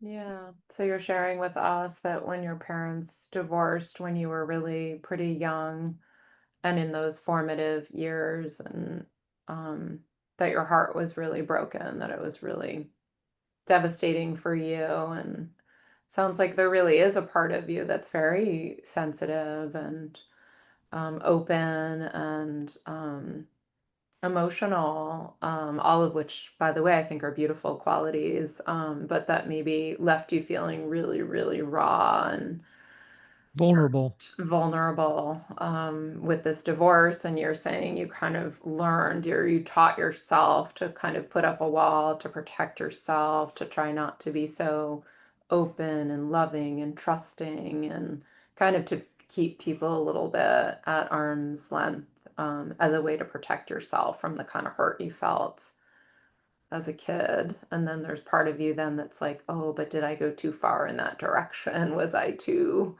walled with my daughter, not sensitive enough? Right? I mean, Yeah. am I getting you right? Yeah. Yeah. Yeah. Yeah. That's right. I'm wondering if it would be a good time to check in with Madeleine on our three dimensions. And I'm wondering, Madeleine, we like to operationalize things, as you know, to be specific so things can be measured and make the mysterious knowable. That's kind of one of the early goals of cognitive therapy, going all the way back to the 1970s. And I like to think of empathy as having three components. And Jill and I would like you to rate us with a letter grade A, B, C, D in each of those. And the first one would be thought empathy, which would be to what extent are we understanding your thoughts and what you're telling yourself. Number two, to what extent do we understand how you're feeling inside, your emotions? And number three, to what extent have we created an atmosphere of trust, acceptance, and warmth, and that type of thing? A, triple A. Okay, and that's beautiful. And as they so often say on TV, Rolaids spells relief. Then tell us why we're getting three A's. I felt like I felt heard, and you were taking the time, and you weren't rushing me, even though I felt like I needed to rush myself just because I know these things take a while. And so you would push back and you'd ask me for more information, and you would, when you talked to you, empathize with my thoughts, you were accurate, and my feelings as well. And in some cases went advanced empathy, and drew out some more thoughts and feelings that I had. And that's why. Yeah, yeah. Thank you for that. And occasionally I can't help but see some of the chats come onto the screen. I guess some feature of Zoom, and just people are making beautiful comments about you and what you're contributing right here today. I'm wondering, Jill, would this be a time to take our 5-minute break, and then we'll come back after the break, and I don't know if we want to take any questions or maybe hold them until the end Yes, of we the should live hold questions till the demonstration. end for sure. But yes, definitely let's hold any interaction with the audience Yeah, till the end. yeah, Because we have no idea how much work we have to do right, and how long it'll take us. But yeah, right. it's nice to take a break, I think, between empathy and resistance, because we like to roll straight from resistance into methods if we can, right? So Yeah, yeah, should we do a 5-minute bathroom break now it's yeah, 30 Pacific time. So yeah. we're gonna start rolling again at like 10:35 Pacific time. And then yeah, we'll just get right back into it with you, Madeline. And people sometimes like us to spell out where we're at, even though it seems obvious to us. And there is in your handout right toward the beginning, a checklist so you can see us going through the team model. But essentially, to keep it very simple, what we've done so far is the T equals testing, and that's been incredibly important, just to see not only through your tears and your openness and your vulnerability, but also in the assessment scales, just the intensity of your negative feelings and your pain and your suffering. And then also the E equals empathy, to form a warm and trusting therapeutic connection without trying to help you in any way. And that's what we said in the talk, that we just want to go with you to the gates of hell and be there with you in your pain. And then once we're doing a good job on that, then we'll go on to what is our goal for today's session, and then how are we going to achieve that goal? So we'll get to that in just about 5 minutes. I'll also just mention to people that if you're a participant, you won't be able to see the chat box, and that's intentional. We've had lots of feedback in the past that the chat is very distracting for participants. So participants can send messages to the panelists, that's us, but you won't see any chats other than things we send your way. But Mike will share both questions and comments with us as a group at the end of the workshop today. Okay, so 5 minutes, it's 10:32, so let's give people an actual 5 minutes till 10:37, and then we will get rolling again with you, Madeline. So thanks, and sorry for the break, Madeline. We'll pick right back up and get in, but I'm imagining you might want the restroom break too. Yes. Okay, we'll be back in 5 minutes. Okay.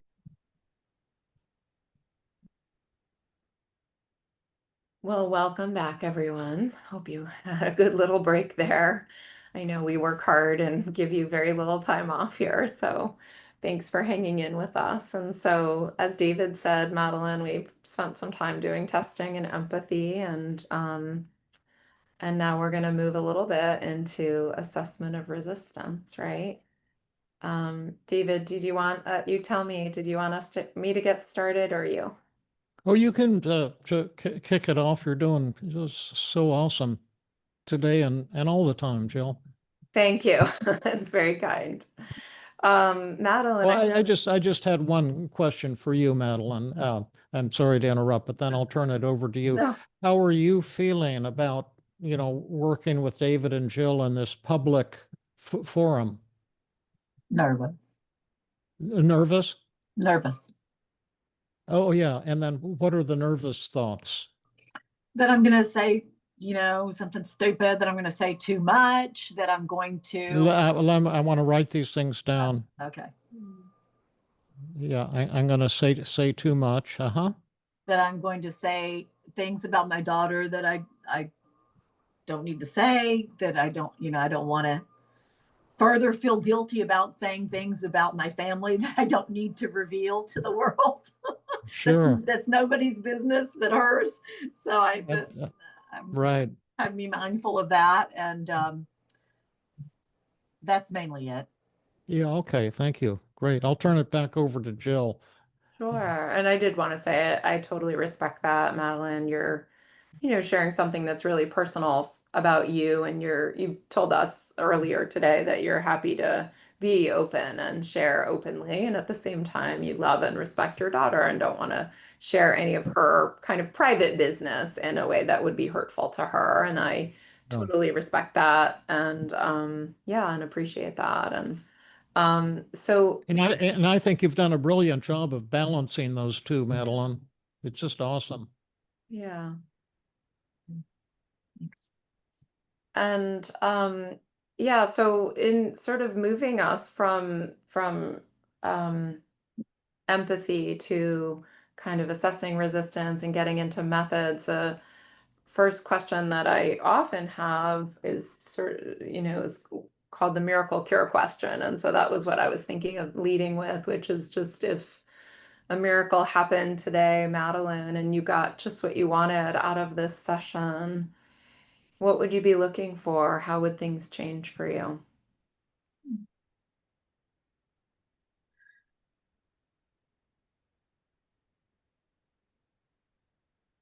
I think the main thing that just jumps to mind without me overthinking it is that, next time I see something in the news again about some young woman getting abducted or kidnapped or raped or murdered, that I'm not going to start to spiral again about my daughters into that dark hole of panic and anxiety and irrational thoughts.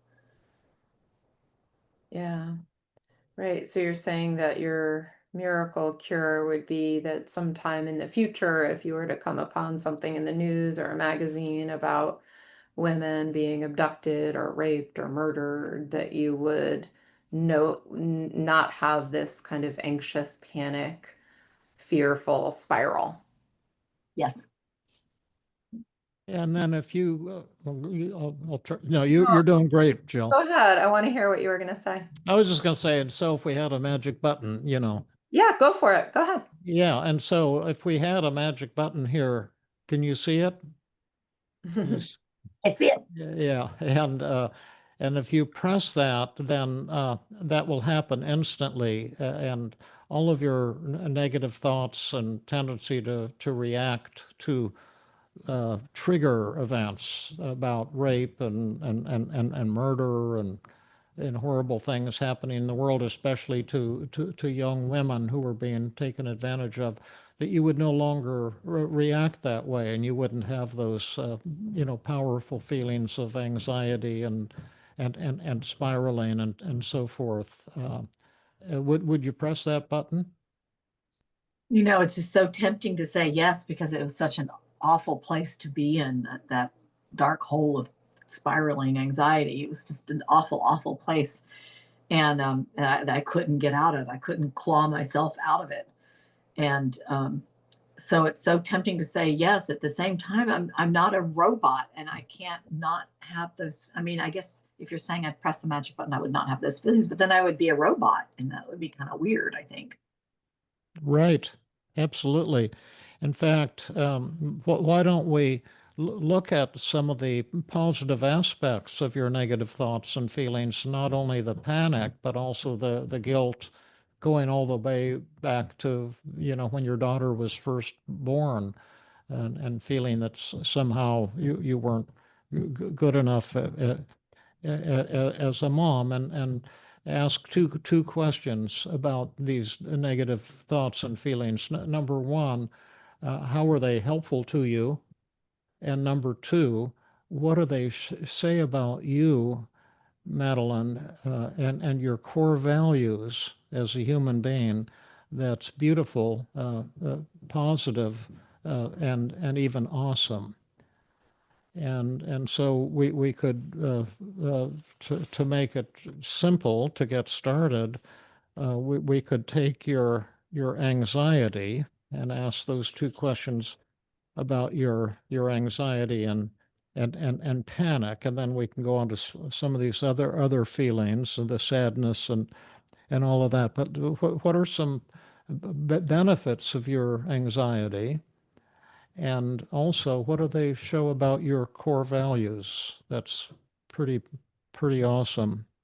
And the And audience, just so you know, so we're doing positive reframing with Madeleine right now. We did the magic button, and you should and can follow along and write this in page 6 of the handout packet. So we're asking you then just to reiterate, we want to think about, we agree with you, Madeleine, when you said, I don't know, I'm tempted to say yes, press the button, feel amazing, but I'm realizing like maybe that wouldn't make sense. And maybe there are some good reasons to feel kind of anxious and worried and even panicky. So then we're saying we agree with you. So let's think about what they are. So David asked you to think anxious, panicky, worried, nervous. How does that show something really kind of beautiful and awesome about you? And how is it maybe working for you, beneficial to you? And as an aside, if see, this is the page in the handout with this is the positive reframing tool or table. And if you don't have access to that to write and keep up with us as we're doing, maybe you only have it electronically and can't easily type in it, just take a piece of paper and draw a line near the left edge and then anxiety, put ANX as the first emotion, and then in the on the right hand column, we'll write the answers. What are some advantages, and also how does this reflect my core values? So we'll give you first shot at that, Madeleine. Well, definitely an advantage is that it keeps me vigilant as a parent. Yeah, Going and on with my kids. What is she doing? Where is she? Maybe too much. yeah, And then does it show about, my core values that family is really important, that being a good example for the next generation is important to me, and um, Mm. awesome. raising strong women is important to me. Yeah, yeah. Yeah, uh-huh. I love that. Family's important and raising strong women, uh, And strong even you daughters. said setting an example, because I heard you say that too, almost like breaking the chain, wanting to be this kind of person and show my daughters how to be this particular type of person. Yes. Yeah, And oh, so that's a third benefit of it, Yeah. being a role model for my children, for my exactly. daughters. Yeah. Yeah, okay, I'll add that. Are you writing this down, Madeline? No, I was busy chatting away. Yeah, so the first is keeps me vigilant, shows that family and raising strong women is important, and also that I'm a role model uh, for my daughters and conceivably other young women as well, and maybe mothers as well. Can you think of any other positives, Jill, in the anxiety? Well, I guess I wonder, I mean, we said it keeps me vigilant, but just to flesh that out a bit, that it protects myself, and my daughters from danger. Oh, yeah. Okay. I'll add that protects Mhm. self and daughters, uh, daughters, from danger. And the proof of that is that, my daughter and I have already talked about this and issues of safety and so forth. So it's not, certainly not being neglected.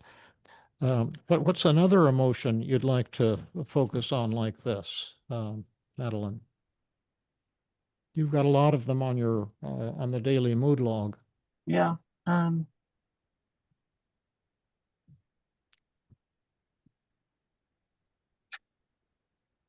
Probably. Can we do inadequate? Yeah, I didn't want to do that, but Let's do that. speaking to me. Oh, yeah, that's been there, since the birth of your daughters and Yeah. probably going back even much earlier than that. Uh, uh, Okay. so what is the inadequacy? How is that helpful and an advantage for you? And secondly, what does it show about you and your core values that's positive and awesome? Okay, so what it helps me to strive to be adequate. Okay. It's helps me to keep learning and growing. Yeah. Is that real? Yes, and Is that important. important? Yes, Is that powerful? yes, and Yeah. very big value of mine. Yes, to keep learning and growing and getting better. Yeah. Okay. So that's awesome. That's one. What are some other really cool things about inadequacy? Um, it kind of shines the light on I guess my mistakes and what I need to improve on. It's kind of the same thing, I guess, learning and striving. Yeah. Just show honesty about mistakes. Yeah, shows that I'm realistic and being honest with myself Yeah. and authentic. That's important. Yeah. Uh-huh. Yeah. Is that powerful? Yeah, yeah, that's Is powerful. that real? That's real. Hmm. Okay. That's awesome. What are some other cool things about inadequacy? It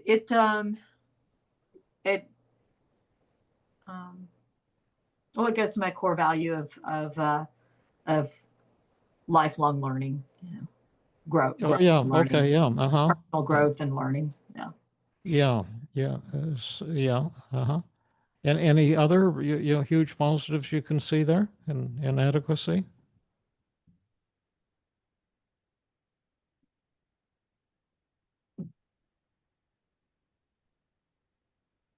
Because I can Shows think of that some huge ones.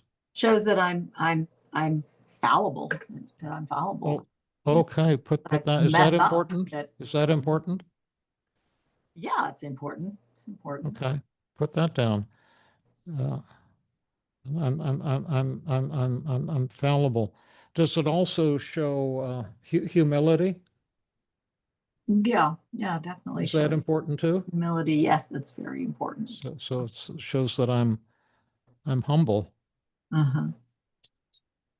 I wonder also if it shows um, just how much you care. Like it shows Mhm. your love of your daughters, right? When we feel like we're failing someone that we love Mhm. and feel kind of inadequate, to me, it just shows how much you value that relationship, that person.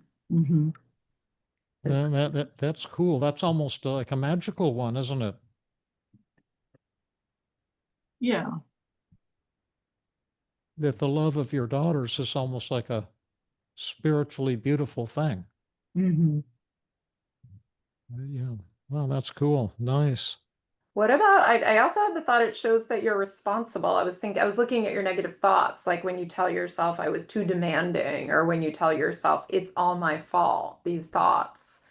These show just how responsible you are, like just Mhm. Like accountable. accountable.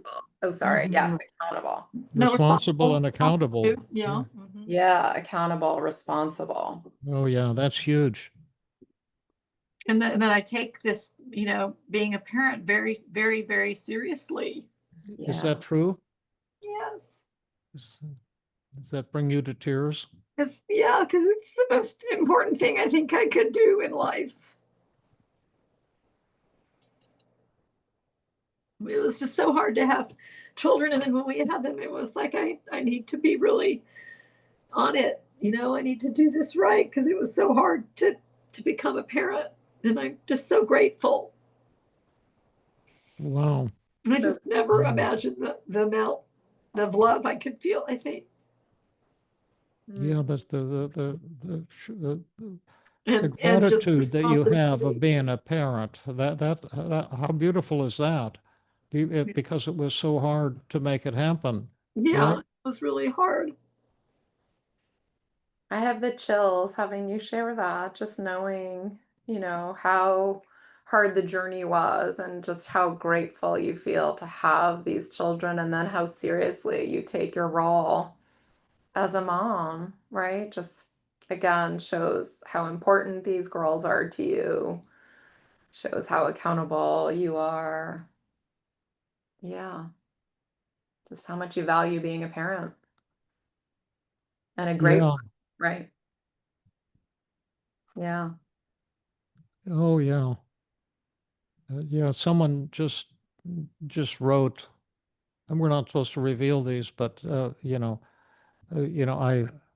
something like I haven't been successful in having a baby, with a lot of sad faces after it. Yeah, that's so hard. I, Yeah. I was there for many years. Yeah. Yeah. Yeah. What are some other negative feelings that we could look at some of the positives? Let me look at the daily mood log and see what they are. There's some Maybe Sad. sadness and frustration and upset. um What's beautiful about the sadness? um that I care about all these. I care about the world. I care about humanity. I care about, people being kind to one another. And it makes me so Yeah. sad when I hear these things. Is that real? Is that powerful? Yeah. Is that important? Yeah. I can't change it, Uh-huh. but it's important. So that's one huge positive in your sadness. What are some others? That it shows that I care about the world, right? That's what we wrote down. Yeah. What else does it What else show? does your sadness show when you read about Um, terrible things happening to women?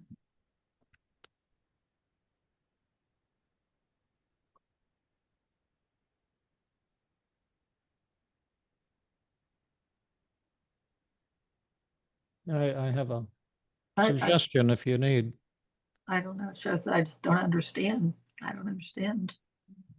It sometimes feels hopeless. I just don't understand. Um, Well, that's another point we could look at. But just looking at the sadness, is your sadness, is that an expression of your love for your daughters? If you uh, press the magic button, the sadness goes away. yeah, but I think it was the sadness was around reading those news articles and just and sadness thinking that they're in danger. Yeah, sure. Yeah, so it's the love for my daughters.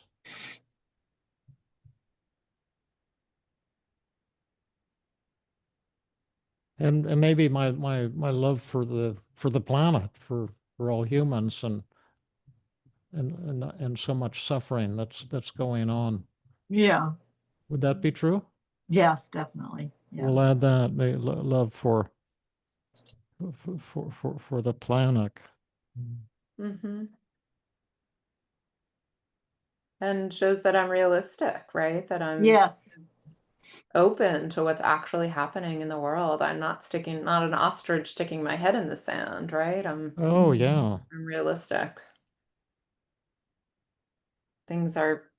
Some terrible things happen, right? And I'm present. Yeah. Is that true? That you're kind of realistic and Yes. present to some of the atrocities of the world? Yes. Yeah. and then how about frustration? That's another high one. Yeah. What are some wonderful things about being frustrated? Um, the it makes me motivates me to take action, Oh to yeah. Uh-huh.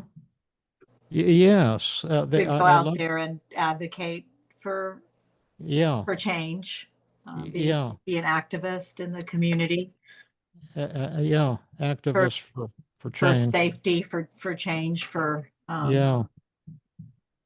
Yeah. for Yeah, I love that. And because the frustration means that you haven't given up and that you're Yeah. continuing to pursue a goal that's somewhat elusive. Yeah. It motivates me to not give up, Yeah, Mm, not give up, I guess, hope or, continue kind of fighting, or like fighting yeah, for justice and, yeah. It shows that I'm fighting for justice. So I've got three for frustration. yep.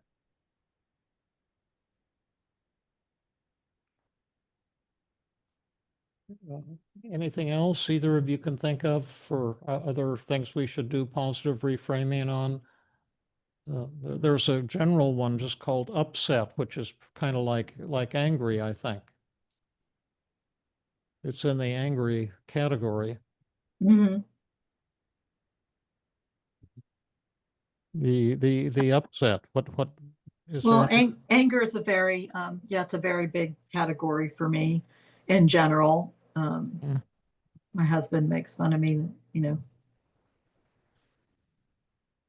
when he met me, just yeah. angry girl, angry white girl, he'd say. Oh yeah. And then Yeah. what are some positive things about your anger, Um, white girl? that's stupid, but it's true. But um, sometimes that's not good. Sometimes it's just too much. I don't need to be angry a lot. I need to instead take action. And so sometimes that one bothers me. But in this case, it was about being upset about the terrible things that happened to these young women.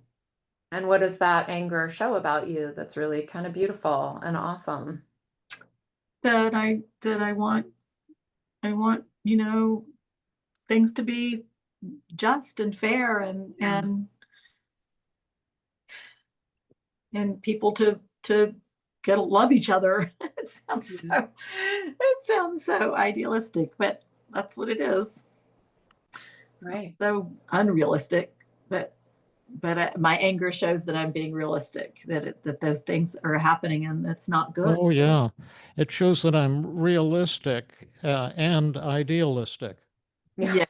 Right, exactly. Because it's the discrepancy between what I want and what I see Right. happening that makes me Yeah. really angry, right? So it's Yeah. Yeah. totally holding both of those values at the same time. I'm realistic and I'm idealistic, and I want the world to be better. I want my daughter to be better. I want myself to be better when you're, angry in each of these ways. Kind of Yeah. shows your high standards too, actually, doesn't it? Yeah. Yeah, That, for the world, for your daughter, for yourself. Oh yeah. Oh yeah. So let's add high standards. Is that true, Madeline? To the yeah. rising But column? it's kind of not fair. But it's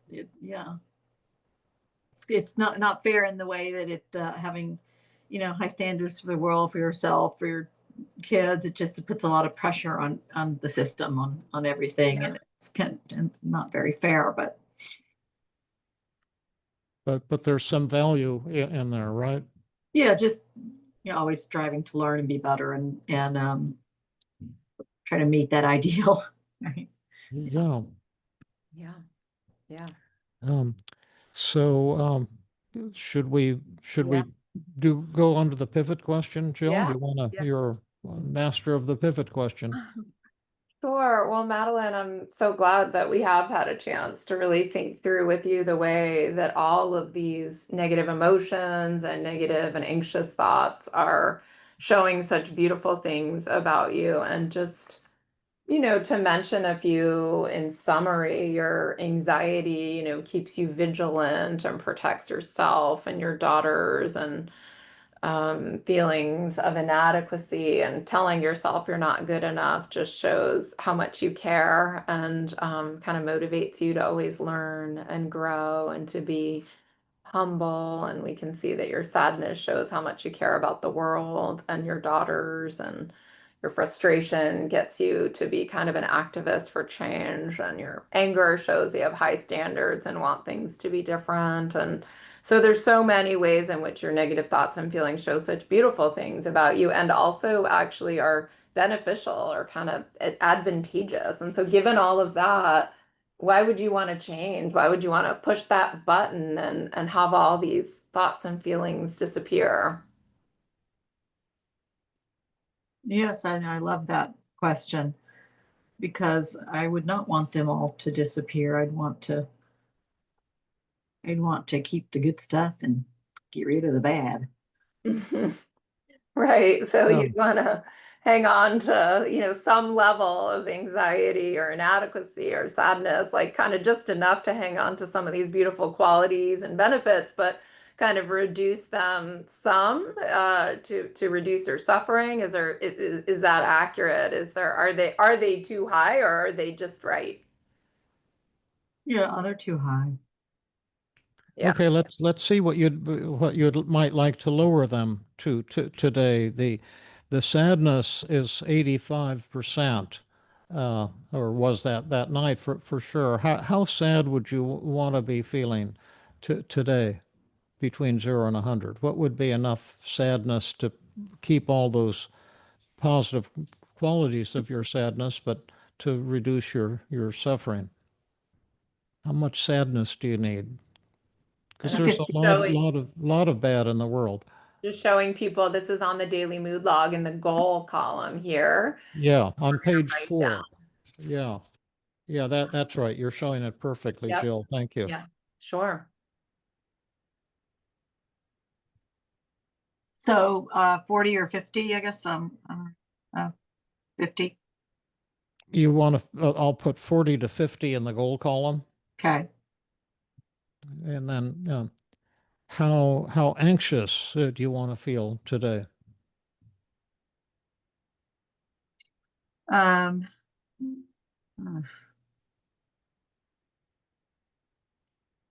um, yeah, like 40. Mm-hmm. Okay. And then how inadequate do you want to feel? 50. 50. Okay. And how frustrated do you want to feel? Um, 20. Oh, okay. And how upset and angry do you want to feel? Mm,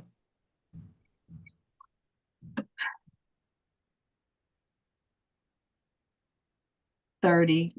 Maybe 25. 25. Okay, okay. So you want to bring those two down a good bit, but you wanted to keep the sadness, the anxiety, and the inadequacy at fairly high levels. Yeah. Let's say the upset, anger, 30. Upset is 25, and anger would be 30. Is Oh, that no, I right? didn't circle angry there. I just circled upset. So, Upset, yeah. So the anger if would be 30, right? okay. Yeah. So the anger would be 30, and the Yes. upset would be 25. Okay. Well, it's all the And same column. So. yeah, Yes. sure. I know. The same row. And Yeah. and so are you satisfied with these numbers, Jill? Yeah, I mean, I guess I would say, Madeline, it sounds like that, yeah, you're seeing a lot of benefit to being, worried and anxious. And that I think it means we did a beautiful job of positive reframing, right? And that Madeline is definitely feeling like, it makes sense to feel moderately sad and moderately anxious and moderately inadequate. And is that a fair summary, Madeline? Mm-hmm. That Yeah. you're feeling like these emotions need to be kind of moderately high in order to kind of motivate you and in order to keep you and your daughter safe and kind of keep you on the path. Yeah. I mean, maybe that's a little high. Yeah. Why would you want them to be lower? I wonder if I didn't hear that in response to the pivot question. What are they costing you? Why, if they were too high, why would you want them to be dialed down a bit? Why would that be important to you to feel less anxious or maybe less inadequate? Yeah, I like that. What are they costing you? Yeah, I don't need any more sleepless nights. I don't need to be like constantly going back over these thoughts in my head over and over again, thinking about these missing women. And I just can't, it just doesn't bring me my best self, doesn't bring the world my best self. And I'm constantly going over these thoughts in my head over and over again. Hmm. Well, what would be if we could dial it down to lower levels? Would you want to dial them down further? Yeah. And Yeah. what would be a good level of sadness for you to be feeling today at the end of the Okay. So let's demonstration? let's do that 30. 30, okay. I'll Yeah. cross out the 40 to 50 and I'll put a 30 there. That's good. And how anxious, worried, panicky, nervous, and frightened do you want to feel? You know what? Uh, no, this is the problem one. This is a problem one because I define myself so much by this, I think. Um, Yeah, we don't want to dial it down too far because you don't yeah, want to let go of this part of you that feels really central to who you are. yeah, But at the same time, you're also arguing for, I don't want any sleepless nights. This sucks, I'm tortured by it too. So that's hard. That's a struggle. yeah. But What would be just, how much anxiety do you think you need to hold on to in order to still, let's say, protect yourself and your daughters and all right, maybe 35. okay. A little Okay. bit. 35. We don't want to give away too much of it. Right. And then how about inadequate at 50? Yeah, how much do you need to beat yourself up in order to be Yeah, I don't need to beat myself up that much. Yeah, maybe 30 as well. Let's take that to. Oh, okay. All right. All right. So A little bit we've more got reasonable. 30 for sadness is the goal, 35 for anxiety, 30 for inadequacy, 20 for frustration, and 25 to 30 for upset and anger. Yeah. And so I think we're ready now to see if we can challenge some of these negative thoughts and lower these down. That will be our first strategy. We have quite a number of strategies, to be honest with you, Madeleine. But which thought would you like to work on first? You've got your first five, like my daughter is not safe and so forth. And then the ones seventh, that's one through five, and then six, seven, eight, and nine is, I wasn't present enough for her. She may not trust me that I'm there for her. It's kind of my fault that she's feeling some pressure and some anxiety in her life as well. So which thought would you want to focus on first? Um, um, the first one. It's fine. First one. They're all My daughter's not safe, and then a very simple way to get started on a negative thought, or what are the distortions in that thought?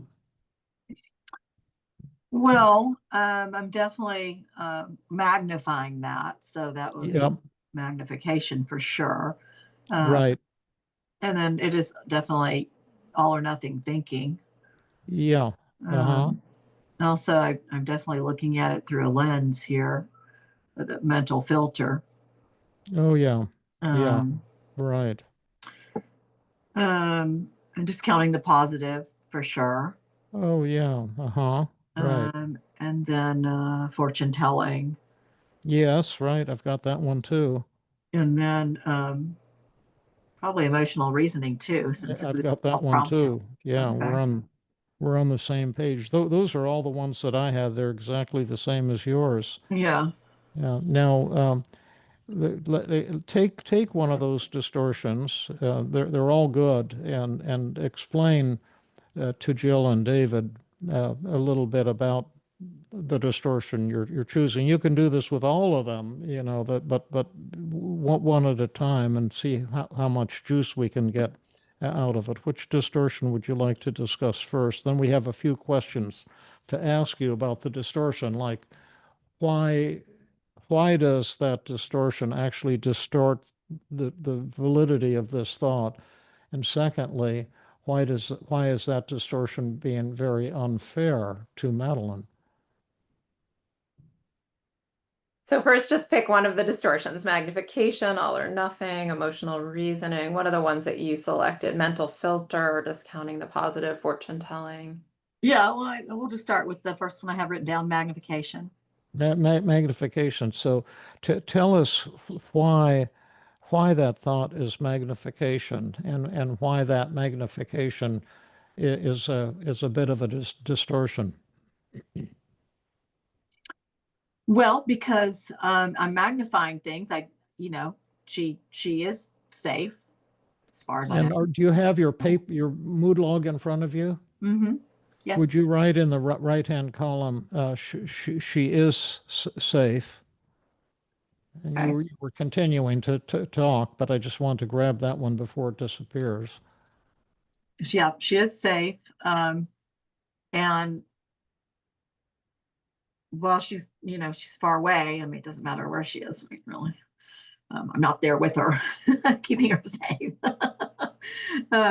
She's not necessarily surrounded by creeps and sociopaths at all moments of her day. Yeah, So sure. that's why it's magnification. It's mental filter, because I read these news articles, and it's been going on ever since the whole Natalie Holloway story that I obsessed over for a long time. And so I got that filter that I know is there. And then And why does that distort the validity of this thought, the mental filtering?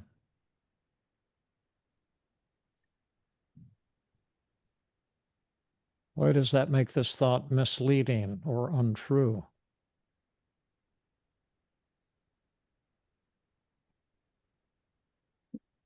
well, because the mental filter, why does it make it? Because it's just I'm not seeing all the I'm not seeing that she's safe right now, and that she's not always being surrounded by creeps and sociopaths. I'm just seeing these news articles that are going to be, of course, they're designed to be inflammatory, but so it's just not true. Let's put that in the right-hand column, in the positive thought column. I'm only seeing news stories. So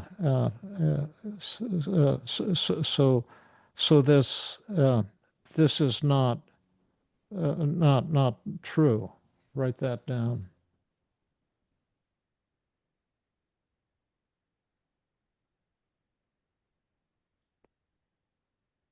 So before we go on, let me ask you that's why. Let's see how true these statements are. You just wrote down, I think, 4 things in the positive thought column, or 3. The first was, she is safe. How much do you believe that, between 0 and 100? Well, I don't know. I'd have to look on Find My Friends I don't know what that is. to see where she is, see if I think she's safe. So she's saying, like, she doesn't actually believe it just in the abstract. She'd have to know where she was and what she was doing to figure out whether or not her daughter is safe.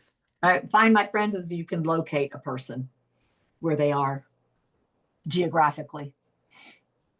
Oh, I see. Okay, that sounds like a nice app to have. But how much do you believe right now that she's safe? 100%, Okay, put 100 next to that. I think, or maybe 95, because I don't really know. But You can put 95 to 100. That's perfect. She's not surrounded by creeps. How much do you believe that? well, I mean, I don't know. She might be. Yeah. She might have met Putin, for example. I was thinking that, David, maybe these positive thoughts do need to be modified a bit, though. I'm actually hearing Madeleine saying she doesn't totally believe them. And so my opinion is I'll never know 100% in any moment that my daughter is safe. I would never know that she's not surrounded by creeps. I feel like we need a bit of a It's qualifier. highly unlikely that she's Right. surrounded by That's what I'm thinking. sociopaths and creeps. I You think it just needs to be edit something. it like that. No, And yeah, then tell us how much you believe it. exactly. So you could say she is likely safe, right? The likelihood is my daughter is safe. The likelihood is she's not surrounded by creeps. The truth Yeah, is that news stories are yeah, rare and unusual and not generally, a part of our normal existence or something like that, right? I just think right. it's really Yeah, important that we come up with thoughts that are not BS thoughts where you're not yeah. really believing Right. them, but thoughts that you really. Beautiful teaching point, Jill. Yeah. So, preferencing these things by it's not likely that she's unsafe. It's not likely that she's surrounded by creeps. And how much do you believe those statements now? Yeah, I believe that. I believe that. I believe that 100%. 100%. Yeah. Yeah, right. It's And not. then when you're saying I'm only seeing news stories, how much do you believe that? What do you mean? Well, that was what you said. Yeah, there's For news mental stories filter, that, I'm being biased by news stories of Yeah. unusual events and horrible yeah, events. they're not, they're not, I hope they're not everyday events.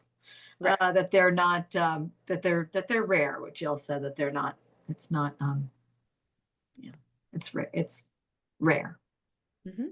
Yeah, okay. Yeah, but by I mean, news getting less stories, rare, but And yeah. maybe even there is a better positive thought in there, just like it's highly unlikely. Things that I'm yeah, reading about are highly unlikely occurrences, like terrible and yeah, awful, but highly unlikely. yeah, that's more realistic. Yeah. And how much do you believe that? Yeah, 100%. Yeah. And and and then so this is not true. I think so. This thought is not entirely true. How much do you believe that? Are you asking how much does she believe the original negative thought? I wasn't sure what you were. Yeah, Yeah, so yeah. you're asking how much do you believe the thought my daughter is not safe being far away and surrounded by creeps and sociopaths? Well, when I toggle back in my mind to she's likely safe, that these are highly unlikely occurrences, these news story, these things, these horrible things do happen, but they're not, it's highly unlikely that it's happening right now to my daughter. Okay. So that's all 100%, right? Yeah. Okay. And now the second question I want to ask you, and this is what the second question you always do and explain the distortions.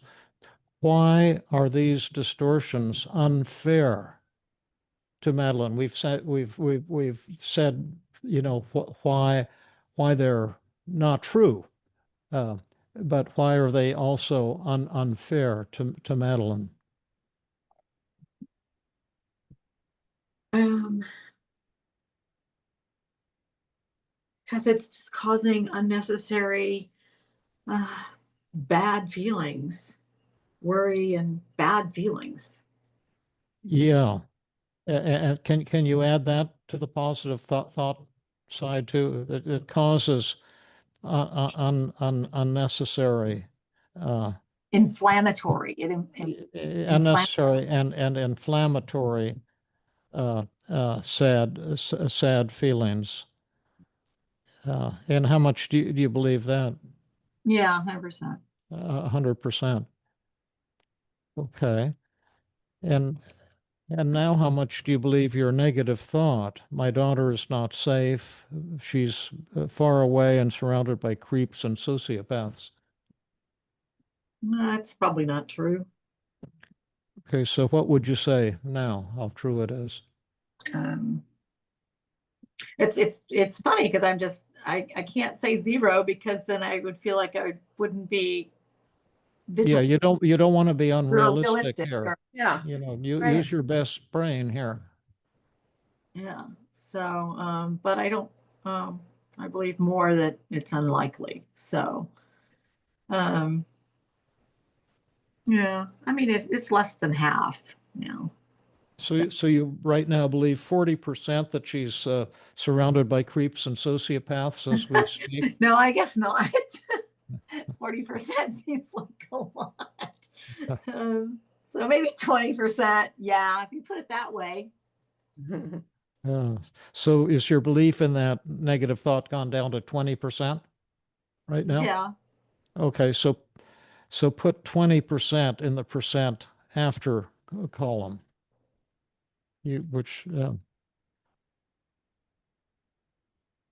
So that's a great start. Where do you want to go now, Jill? Do you want to jump into a double standard? Sure, we could do a double standard and maybe double standard and then externalization of voices. Yeah, Well, why don't you lead the charge here through the forest with Sure. start with the double standard and and then if Madeleine is still courageous and strong, we'll jump into the extreme externalization of voices. Okay. Can I ask you a question? Why you decided to go straight into methods on this one thought instead of continuing with identifying the distortions in the other thoughts? Well, we could actually. Generally, when somebody kind of gets a bit of a breakthrough, they've learned something, and Yeah. then you can accelerate the process very rapidly because we're teaching in a public forum. If we were leisurely seeing someone for an hour a week for many weeks, we might want to use that same technique with two or three other thoughts. In part, I'd say we have an embarrassment of riches. Mhm. We have, I mean, even from what we're telling you here, we have tons of other methods we haven't even mentioned to you yet. But you did beautifully on that. So I think your brain is probably going to be able to move really quickly. I see. Yeah, I mean, the only other thing I was gonna say, yeah, we could try the double standard on this method, although I also like the double standard for a lot of these other like self-blaming thoughts. But that I wasn't present for her and that kind Well, of thing. let's use it for one of those. Yeah. Not good enough. Yeah. Yeah, I wonder. But it sounds like this is the thought Madeline really wanted our help with. The my daughter's not safe.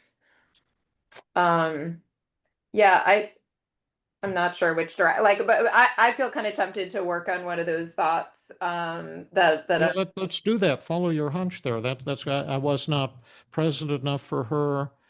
She may not trust that I'll be there for her in the future. It's my fault that she's struggling with anxiety and of her own. Well, what do you? I don't want to. I don't want to move in a different. Madeline, I guess I would ask you. Did you want to try the double standard on this first thought? This my daughter's not safe. I'm And open to whatever. I'm sorry, I'm much help here. I'm open to whatever you all want to do. you could try the double standard on that, and then probably externalization of voices will be more effective for that thought. And then maybe we could go to double standard on some of these self-blame thoughts. Yeah, I think Sure. that's good because I like what David said about how, if it seems like you've had some new learning around Yeah, the exactly. thought that I was really stuck on in my Yeah, head. we should capitalize on your learning. Yeah, and to just agree. drive a truck through that. Okay.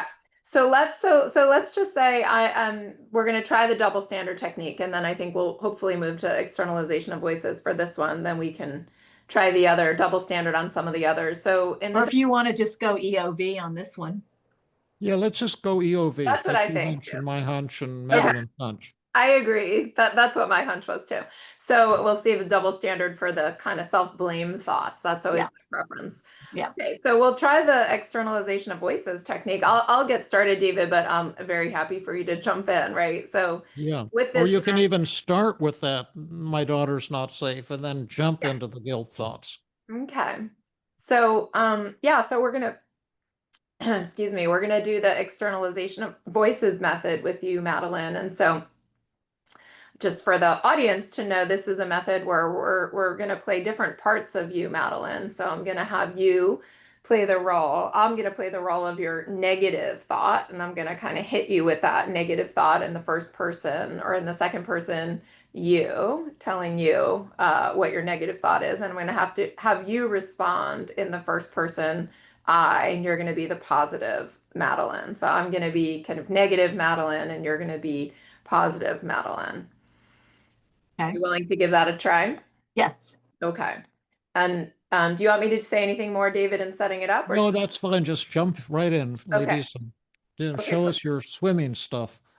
Okay. So yeah, Madeleine, you read that article about some terrible things happening to other women, and your daughter is not safe. She's far away and she's surrounded by creeps and sociopaths. Okay. So I'm supposed to be positive here.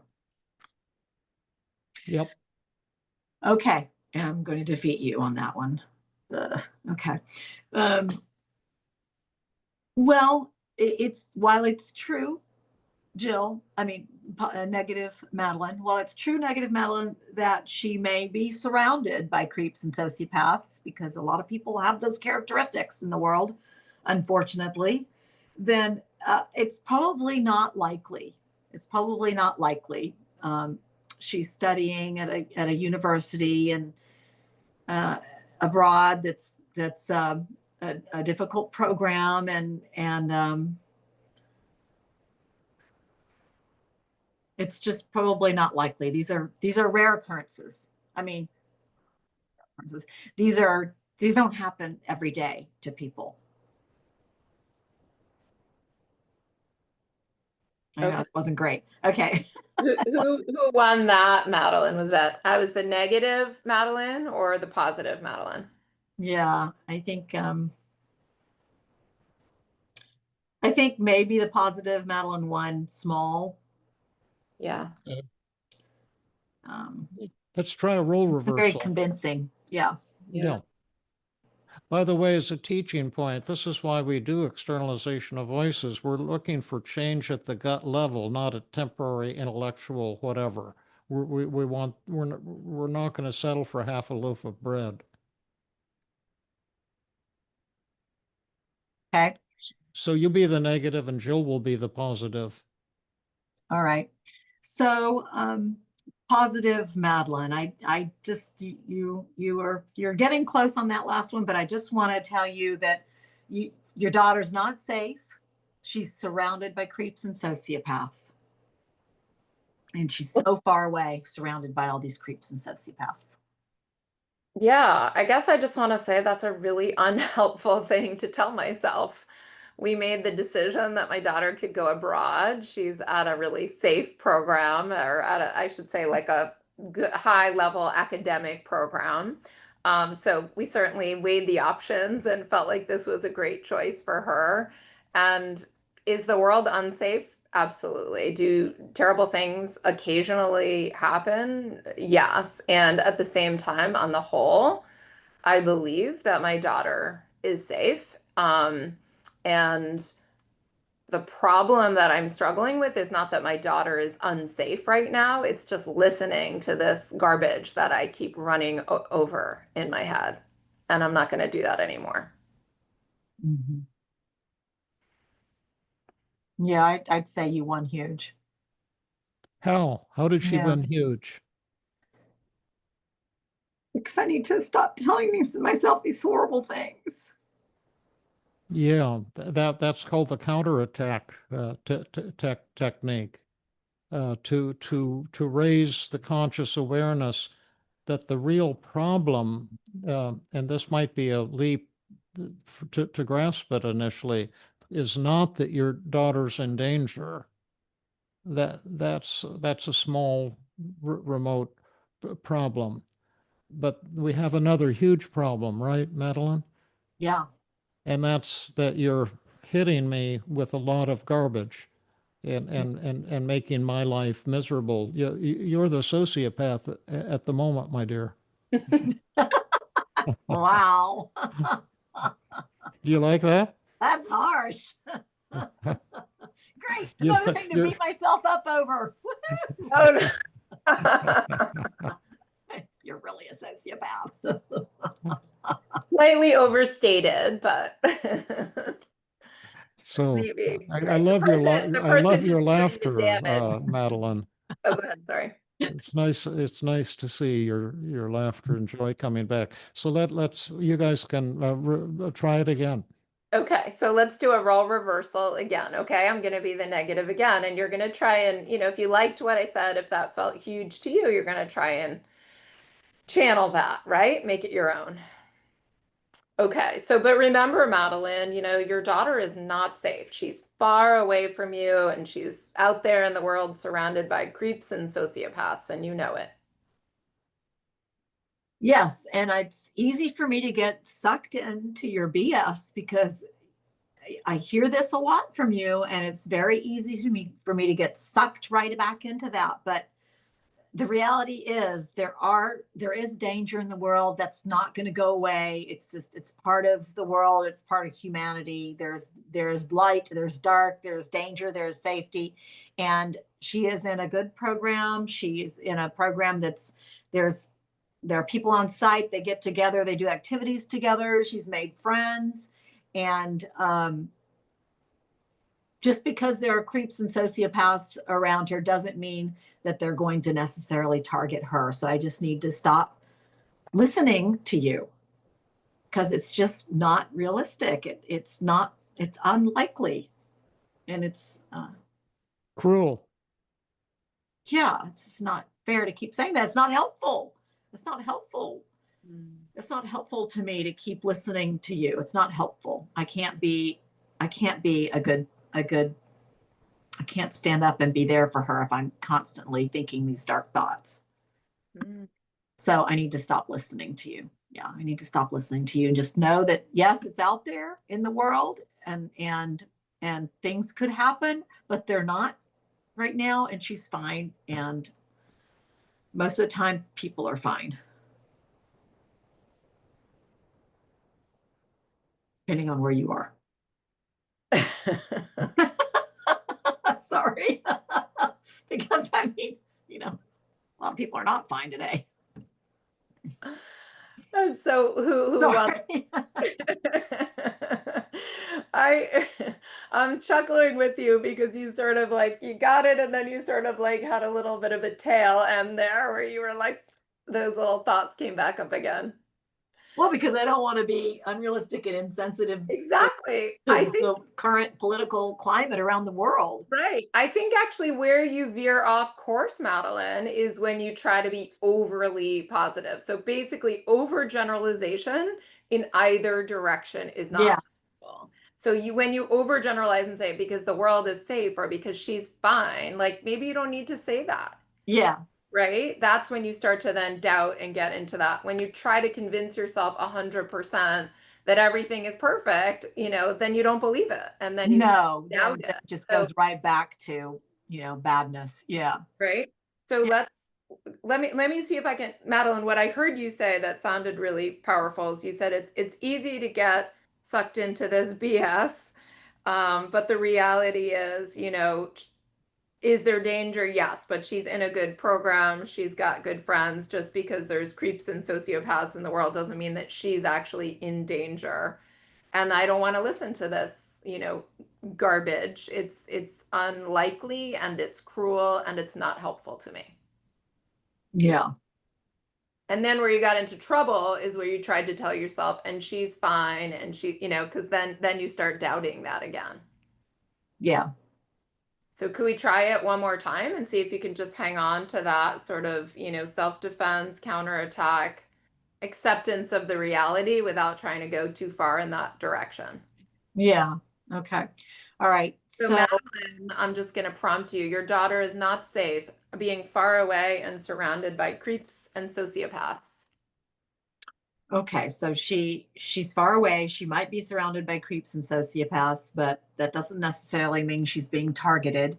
And while the reality is that the world's not a safe place, um, she's in a good program and she's made good friends. So I need to stop listening to your BS because it's just it's all skewed to one side, and it's not it's not reality. So I need to just remember she's in a good program and that and she's not necessarily the target of every creep and sociopath. And, you know, I think she's got a good radar, really. Sometimes I think sometimes she does.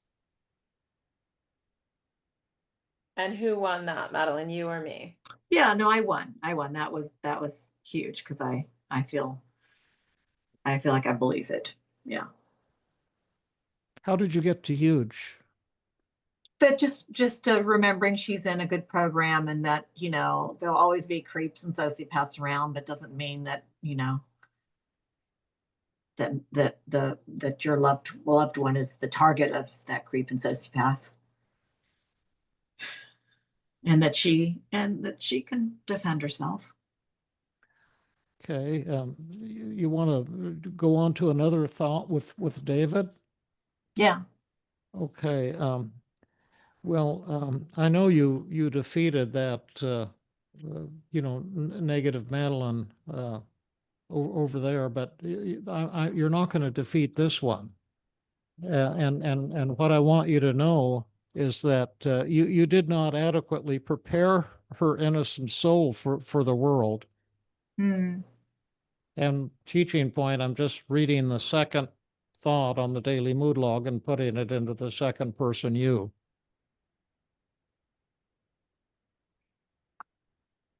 Yeah. I mean, you're right. Negative Madeline. I don't think that I did prepare her. I did everything I could. I tried to toughen her up a little bit, and not always tell her that I never told her I was proud of her, because now maybe I sort of regret that. Although as soon as I told you all that, then I sent her a text telling her that I wanted her to know that we were really proud of what she was doing. So that felt good. But I, yeah, anyway, back on track here. Yeah, I guess I did my best. I don't, you know, I don't know how much more I could have done. I tried to make her tough. I tried to make her get into sports, be athletic, tried to teach her boundaries, to stand up for herself, which she did many times. I don't know how much more I could have done to prepare her. It's really up to her and her personality and her disposition. Hey, who won? I think I won. Big or small? Yeah, big, Big or huge? big, between big and huge. Yeah, well, let's see if we can get it up another half a notch. You Okay. try to attack me. Then if I Okay. can't do it, we'll get the expert in and let Jill demonstrate. But give the old fart a shot at it. Okay. Um, Listen, Madeline, you did not adequately prepare her innocent soul for this world.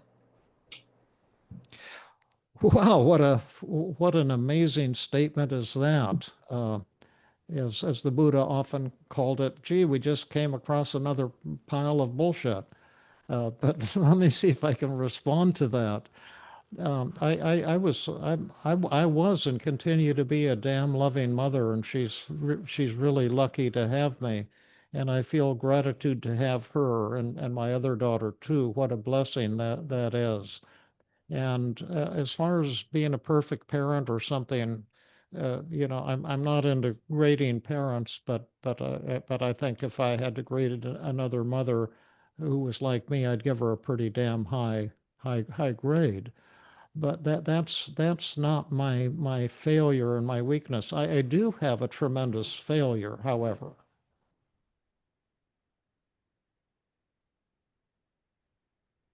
What's that? Listening to your BS. Yeah, that's right. You see, the sociopath is with us here today. What does a sociopath do? Oh my goodness. A sociopath wants to hurt people, right? Oh my goodness. This is harsh. Yeah, and you're trying to hurt me, It's and I'm masochistic. not The going to let you do masochist. that. Who won? Yeah, you did. Huge. Yeah, and how did I do that? Yeah, and I mean, and the way you're saying it, it almost makes it sound like I'm just narcissistic. It's even even worse. It's getting worse. No, I didn't say narcissistic. I said sociopathic. That's worse than Yeah, narcissistic. but just like, it's all on me, and Yeah, it's right. not. Taking responsibility for other people, I don't think that is narcissistic, and I think it's self-critical and self-blaming, and that's what David is highlighting. I just want to be clear, and language is funny. That's right. It's Yeah, important that's right, that you see Jill. the difference. No one I could ever walk away from this thinking you're narcissistic. I think it's that you're taking an unneeded amount of responsibility. Yeah, Right? that's right. Blaming. And I think the counterattack is a powerful tool to use in whatever style you want. But I think it's crucial to point out that the problem in your life isn't your daughter's safety. The problem is your safety. And you're not safe in the presence of this belittling voice in your head that's very mean and relentless. Yeah. And that's your only problem. That's what we're trying to obliterate today. To give Madeleine a life of freedom and safety and joy and pride. Now let's see if you can do it. Could I talk to you for a minute? Yeah. I know that snake in the grass Burns was trying to persuade you that everything's okay, or some kind of baloney he was using. But I don't want you to forget that you did not prepare her innocent soul for this world. So you're to blame, and don't you forget it. Okay. Wow. Yeah, and I definitely take a lot of responsibility for some parenting mistakes. A lot of parenting mistakes I've made, still making. At the same time, I think you're wrong. I think I really did my best to prepare her without making her, I did make her anxious, without making her overly paranoid about everybody, so that she could make friends and enjoy life and see the beauty in life that surrounds us. So it's just not, it's not true. And she can stand up for herself. She's an adult now. She's learned. So I need to stop saying that that's all my fault. Okay, who won that one? Yeah, I won that one. Big or small? Yeah, I won huge. Huge. How did you get to huge? Saying that it's ridiculous to say that that I didn't prepare her. I did my best. I wasn't Yeah, I did my best, and my best is pretty darn awesome. I wouldn't go that far, but I did my best, and we did teach her. We did teach her, and it's up to her now. And I need to stop. It's not helpful to beat myself up and listen to that, because it's just not true. I love it. That's great. Yeah. Your turn, Jill. And then we'll have to wrap up and go into our, after and stuff. Well, I would like to do the double standard technique with Madeleine on some of her some of her self-critical thoughts. Could I do that, Madeleine? Yes. Yeah. Okay, so let me set that up, and then I'll just pick some of these self-critical thoughts. So Madeleine, in this role play, the double standard technique, I'm going to play a dear friend of yours.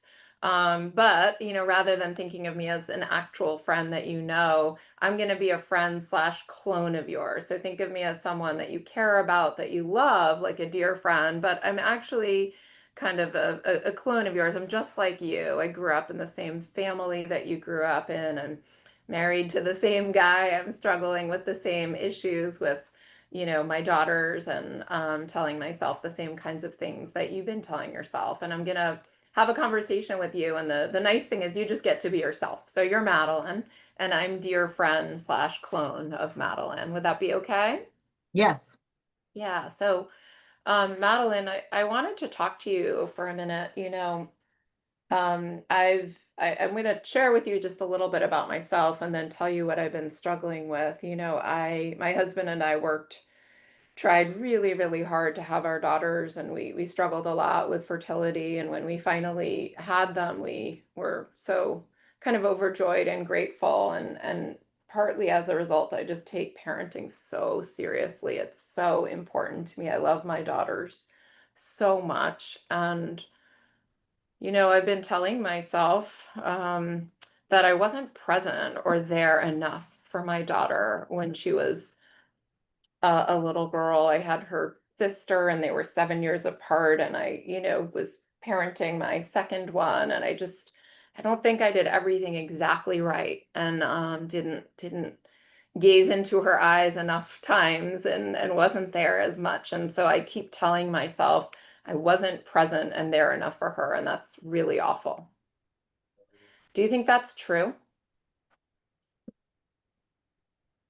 Well, as my dear friend and clone, I do know that you were there and you took it so seriously to be a good parent and to be there for her, for your daughter, and hold her and take her to all those doctor's appointments to get weighed in the beginning because she wasn't gaining weight, and then throughout the life, throughout her life, you really pushed her to do sports and to learn how to study correctly and to stand up for herself and to have good relationships. So I just don't see that that's true. I mean, just having observed you going through her life, you were very present. Yeah. Did you mess up sometimes? Were you maybe too harsh sometimes? Did you give punishments when you shouldn't have given punishments because it wasn't that big of a deal? Or should you have told her you were more proud of her? Yeah, probably. At the same time, you did pretty good. She's turned out to be a wonderful young lady with lots of nice friends, and I think that you and your husband did pretty good with her. Yeah. So what you're saying is that, of course, I made some mistakes, and that I could always look back and think about ways that I could parent differently, because I care so deeply about being a good parent. I probably could find ways of improving on my parenting every day, and at the same time that I was a pretty awesome parent, that I was attentive and loving and thoughtful, and also that I was pretty intentional. I wanted her to grow up to be kind of tough and to be able to protect herself. And so I did some things. We could look at it as good, bad. We'll never know. But overall, you're saying you think my husband and I actually, like, worked really hard and gave her a lot of love and a lot of care. And is that really true what you're saying? Do you really believe that, or are you just kind of, trying to make me feel better in this moment? No, I see it, and I think it's realistic. I think that just seeing the result in your daughter, I think you all did a great job. And then also, part of it is she is who she is. Mm. She is who she is. They come out with their own personalities, and she's someone who's just very, very sensitive and very loving and very, very, very caring. Oh, so you're saying I'm not totally responsible for every aspect of her personality. I'm not totally responsible for how sensitive she is or how anxious she is, that's not actually all my doing. She kind of has a will of her own to be who she is, and that I'm not 100% responsible for every aspect of her personality. Is that really? Yeah, that's right. They come out with their personalities, and this is her. She's just very, very sensitive, and this is her. So You don't think that's my fault or my responsibility entirely, who she is and how she is? no, I don't think it is. I think you're you, and she is who she is, and you've done a wonderful job parenting, and then the rest is really up to her, how she wants to manage her behaviors and her thoughts and her. Wow. So I'm gonna take a break here, Madeline, and say, and is that true? If what you just said was true for me, and I'm a clone of yours, is that also true for you? Is it also true to say that you did a great job, and that she is who she is, and that she's responsible also for how she turns out and for her actions and behaviors? Nah. Yeah. It's just a bunch of bullshit you're feeding me. Yes, yes, Is that true it's for also true. It would also be true for me.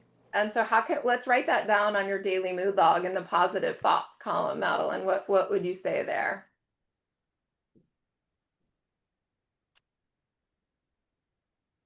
That as a parent, Uh-huh. I can only go, I can only teach, and by example, and you know, straightforward. I can only teach and be a role model, and then the rest is up to her, and who she is, what her personality, her own values. Wow. And how much do you believe that thought? I'm writing that down in the positive thoughts column. As a parent, I can only teach and be an example and be a role model, and the rest is up to her and who she is and her own values. How much do you believe that thought? Yeah, 100%. Yeah. And then, so then how much do you believe the thought, well, we'll look at both of them, but I was not present or there enough for her? How true is that thought? Um, um,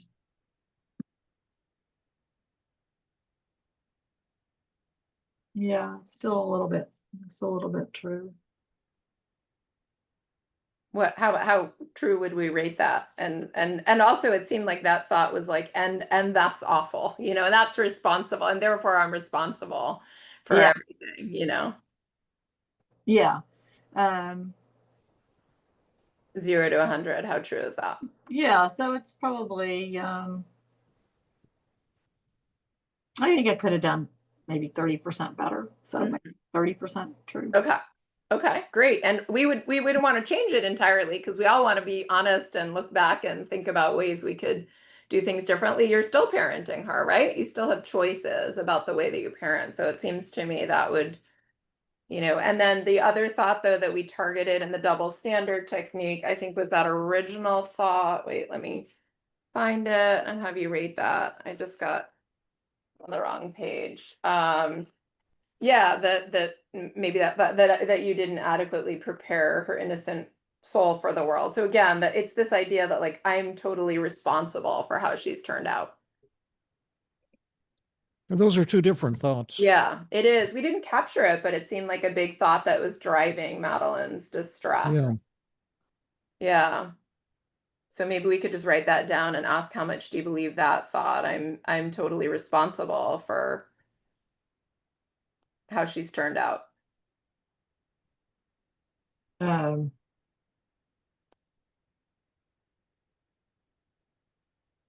no, I mean that's just not realistic either. There's there's her experiences shape her.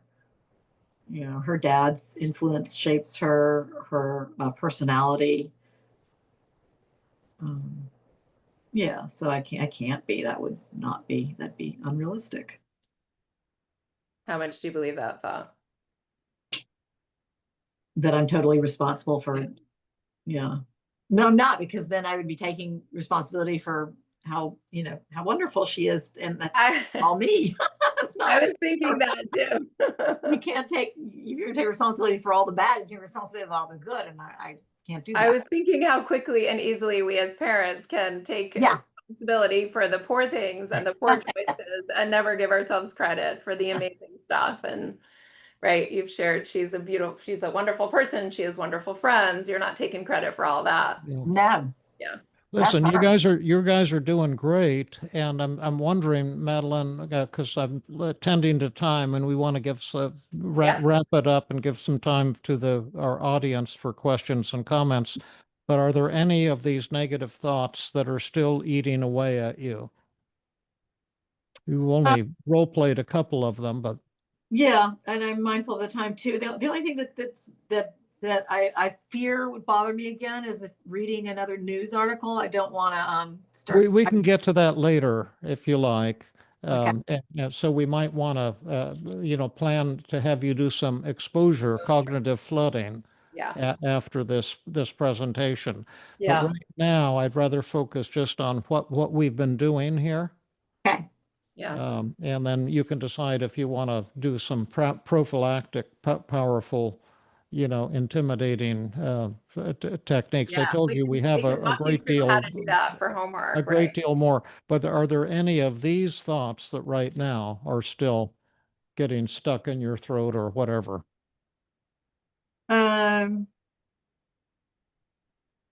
No, I think we've addressed everything with the role, with the back and forth, the double standard, and Right, the EOV. right.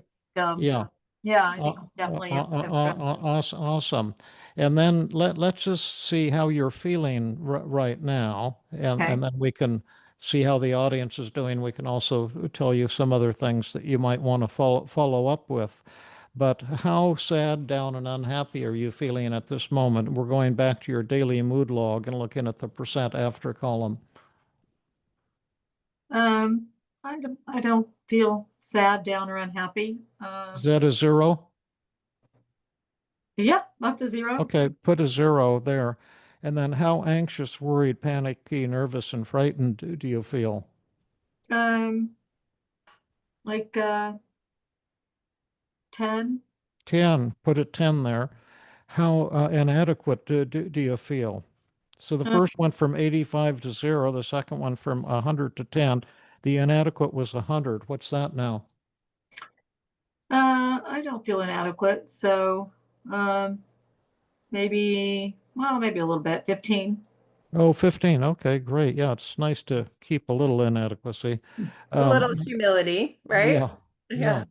How frustrated are you feeling? That was 90. Um, not feeling frustrated, 10. 10. And then finally, how upset and angry. They were both in the 25 to 30 range. Was my goal. Yeah. I'm feeling, no, less than that.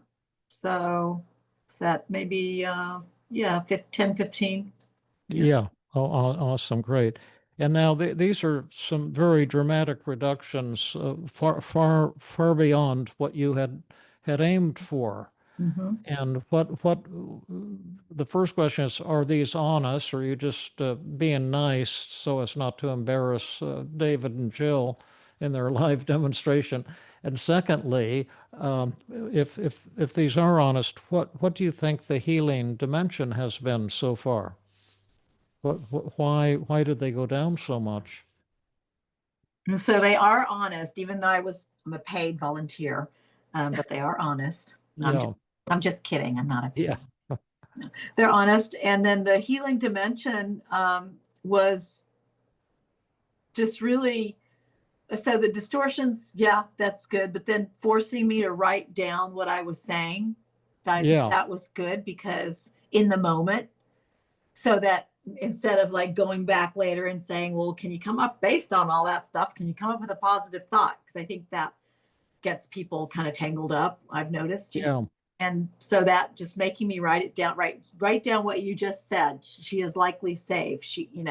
So I think that yeah, was really powerful, because I was believing it. I said it. And then going right into using that, all those thoughts that I believe, and then going right into a method to really, to, make them bloom. yeah. And so just to take a simple teaching point out of that, as I've been saying, ever since I wrote Feeling Good, it was published in 1980, I've been saying to people, when you're upset, write down your negative thoughts. But I don't say that anymore. Now I say, write down your effing negative thoughts, damn it. And because it's so very important based on what you said, and then you can begin to see how you're fooling yourself with distortions and so forth. And really, this is like getting out of prison. Even when we did the positive reframing, you still thought you'd be in a 40 or 50% sadness prison and an anxiety prison, and you've let yourself out, and then these things will come creeping back. So some relapse prevention training would be important. But one key that you can decide about, we can't do this today, but to see if you'd want to do some cognitive flooding and desensitize yourself entirely or in part to this horror, so you're not triggered again, the horror that you have when reading articles. And that can be done, although it seems terrifying and impossible right now. But the likelihood of success with that, should you choose to do it, is about 100%. And let me give you the last words here, and then we'll give Madeleine last words, and then see what our audience has to say.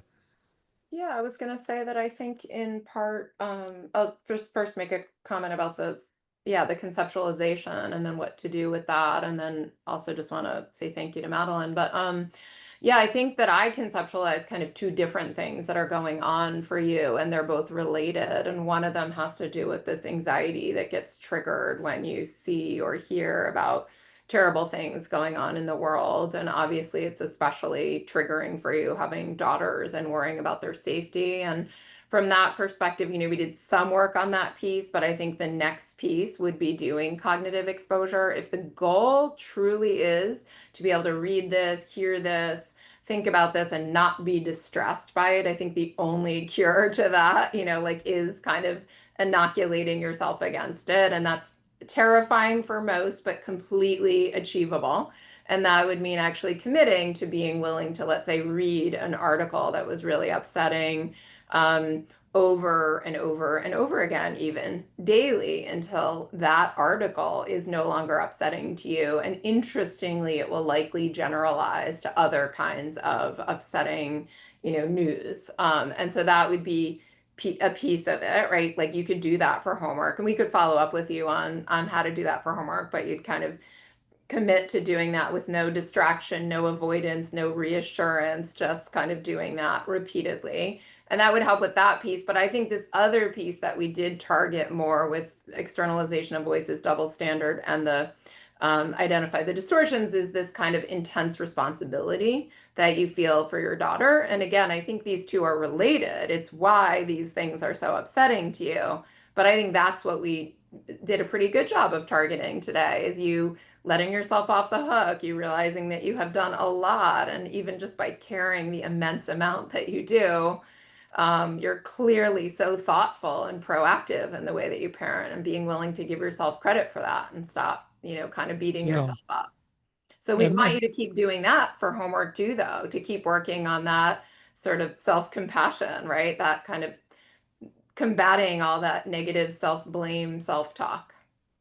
Yeah, and one last comment I have is, and then I saw a transformation in you, like a metamorphosis of a caterpillar into a butterfly today, because I saw the strong woman that you're aspiring to for yourself and your daughters emerge during the session. You started becoming very strong and confident. I'm sure you experienced that, but it was visually apparent too. And the last thing that I would want to say is your main goal is to help your daughter or your daughters. And do you know now that fantastic thing that you can do that will help your daughters tremendously?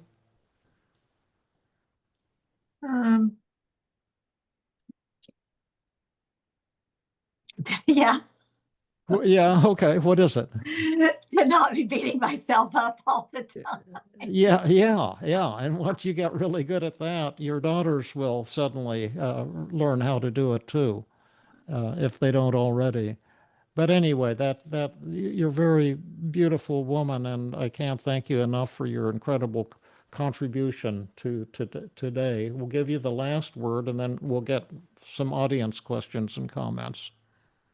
Thank you both so much. I'm glad to do this because, like I said in the beginning, the two of you are so generous with your teachings, and you're incredible teachers, and you've been told that a million times, but I just can't say it enough. And you all are fantastic role models for all of us, for the world. And I've learned so much from you all, and I want to continue learning, and I'm so happy to do this, and I hope it's helpful.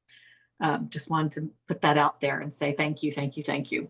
Your generosity for both of you is just so exemplary, and can't say enough. You're welcome. You're welcome. You're welcome. Yes. 1,000 Yes, times. really, really, you just don't see this in the world and or in this field even. So Okay, now we'll yeah. turn it over to our No, I want to say awesome one more thing. Mike. I want to say Oh, yeah. one thing that's Mhm. important, and that is when you had me do when I volunteered and you said, okay, do a DML, and I did it right away. I mean, just filling out the DML, writing down my negative thoughts, circling Yeah, feelings, provided a huge sense of relief for me that yeah, that in that next day.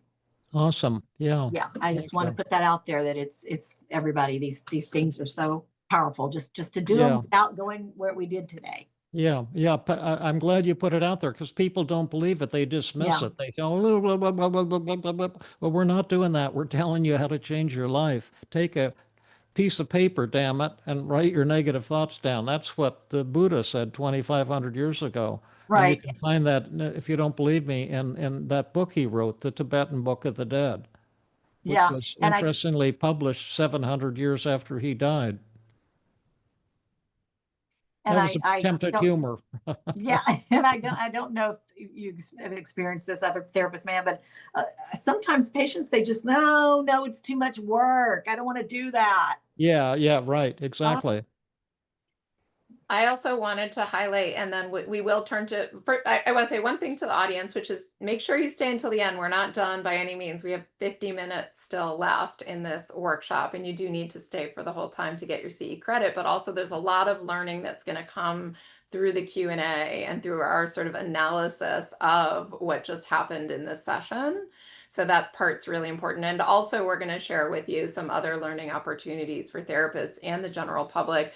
But I also wanted to say we didn't really, as a teaching point, we didn't touch on the positive reframing. And I just wanted to say, I think that, you know, the time that we spent with you, Madeleine, really thinking about the benefits of these negative thoughts and feelings and what they show about you that's beautiful and awesome, I think was huge. And especially because Madeleine, you do have some mixed feelings. You know, you're not like, I want everything to go to zero. You really want to hang on to some of your anxiety, and you believe that it works for you and that it shows some beautiful things about you. And I just think the audience needs to understand, if we were, I believe, David, if we had just gone straight to methods with Madeleine, everything would have failed, because I Oh, don't yeah, think there's that's right. any way. Madeleine would not want to be less self-critical. Yeah, Madeleine would not want to be less, this would have been a gruesome session. right? Terrible. Yeah, Push pull, tug of war, yeah, right. de-escalate, right? And the Yeah. reason we sidestepped that was because of positive reframing. Okay, now let's get on to the Q&A and those final slides on Awesome. additional resources. And Yeah. let's fly through the slides so we can spend as much time on Q&A. Well, we can start with Q&A and then we'll come Okay, to yeah, let's do that then. maybe 30 minutes of Q&A, and then we can go through those slides. Great. We've got 3 pages of questions. And then also a lot of people gave Oh, that's comments. right. We've got 45 minutes. Yes, we do. Oh, I Yeah. forgot. And also there's a lot of wonderful, warm comments toward you, Madeleine, and I've captured the vast majority of them, and I'll make sure that you get those. So if people that, were sending comments to Madeleine, I've copied and pasted them and make sure she gets those. So I'll jump right in with the questions. There's quite a few, and they're kind of in chronological order of the session. So I noticed on page 3 that A stands for agenda setting instead of assessment of resistance. Was this an intentional change? It I originally called it paradoxical agenda setting, and then later I thought, oh, we need a better name, so we called it assessment of resistance. And now I've gone back to paradoxical agenda setting because I think that's cooler. But it's just 2 different names for the same thing. And which one do you prefer? Is the empathy aspect also true for OCD specific work? At times with OCD and moderate to severe OCD, like an IOP program, I find that I do offer more structured guidance at times. Well, I don't understand the question at all. We do empathy with all patients, regardless of so-called diagnosis, but empathy doesn't have much healing power or curative power, but it sets up the trust so that you can do powerful things. We did powerful, threatening things with you today, Madeleine, and you just breezed through them. And if we hadn't done great empathy and formed that wonderful connection with you, we probably couldn't have done those things. I think the question also was around, to me, I'm rewording part of it around maybe psychoeducation. And what I would say is, empathy for everyone.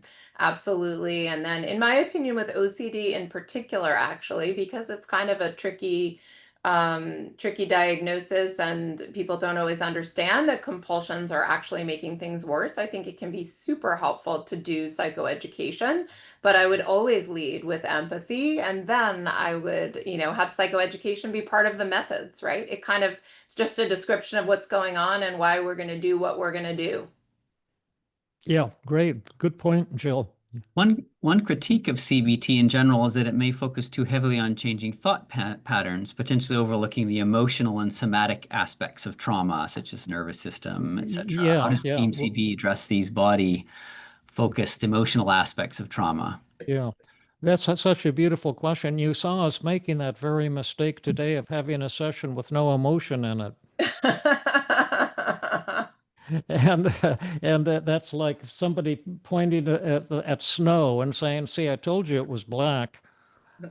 But it's interesting, somebody also made the comment that Madeleine actually looks different now, like her body, Oh yeah, right? yeah, Madeleine, you can comment on that. yeah, yeah. Physically, do you feel different than at Yeah. the beginning? Yeah, yeah. But I You look wonder like why people make comments like that. There's no emotions in team therapy or cognitive therapy. Today was chock full of emotions. So, I don't know if you're hallucinating. I don't mean to be insulting to our audience, but I think I guess our work can speak for itself. I think that question was before they saw it, so they might have a different question now. Oh, So, okay. So um, whoever you are, we'll forgive you. We're yeah. often off base too. This is not the CBT you learned in school. Yeah. Right. Emotion is central to it. And in fact, if we thought our patient was rationalizing and not really kind of sinking into the feelings and not connecting, we would be pointing that out. And you actually even saw, David, there was a response, I can't remember exactly, but early during empathy where I said something and Madeleine kind of had a rushed or hurried sort of dismissive response. And then Yeah. David kind of checked in and was like, oh, that didn't land right. Let's so we're super into emotion. In fact, and when Madeleine started crying, we said, yes, we love tears, let those tears flow. And for sure, no way of doing it without the feelings. When I catch myself in distorted thoughts, somebody is saying I can challenge them in the moment, but they often come back later. What's the best way to make changes stick? You want to do that, Jill? Yeah, I mean, you and I might have slightly different responses. Someone also asked, I believe these changes happen today, but I believe Madeleine will be anxious in a week or something like that. And so I think what we would say is that we believe and we experience with our patients that lots of times people will experience meaningful change. And then, of course, we're creatures of habit. We might go back to our old negative thoughts and feelings, but the methods that helped us to change in the therapy session in the moment will be helpful to us in the future. So I would say homework is integral to maintaining change, right? And Madeleine is going to need to keep working on this daily mood log and kind of keep reminding herself of these things, and also probably need to do some exposure if she wants to really get over these fears.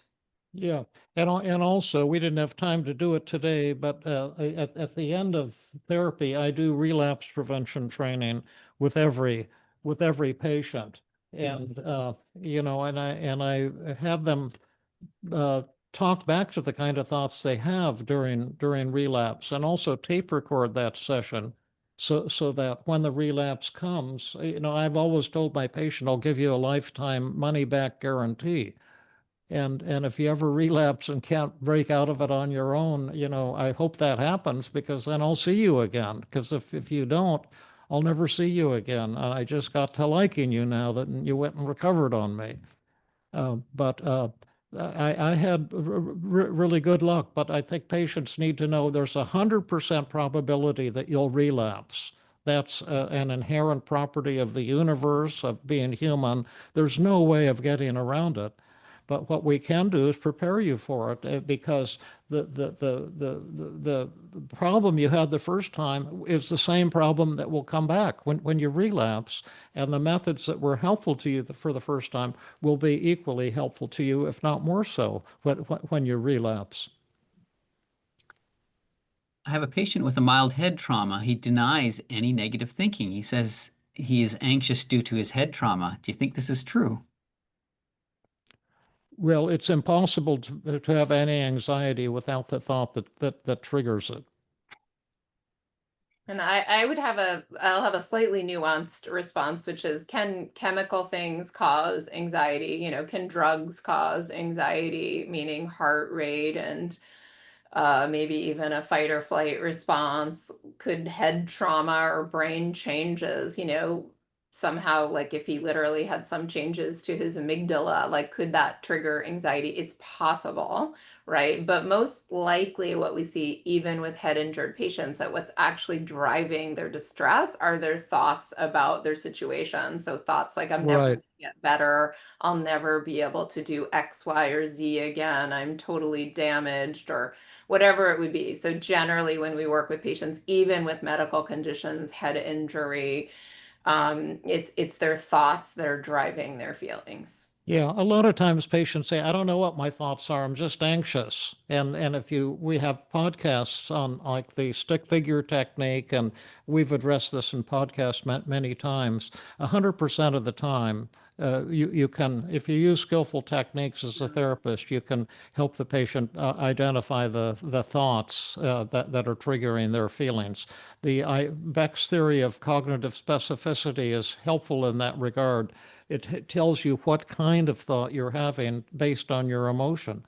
So if you're anxious, you're having a thought that you're in danger, that something bad is going to happen, like you were having, Madeleine.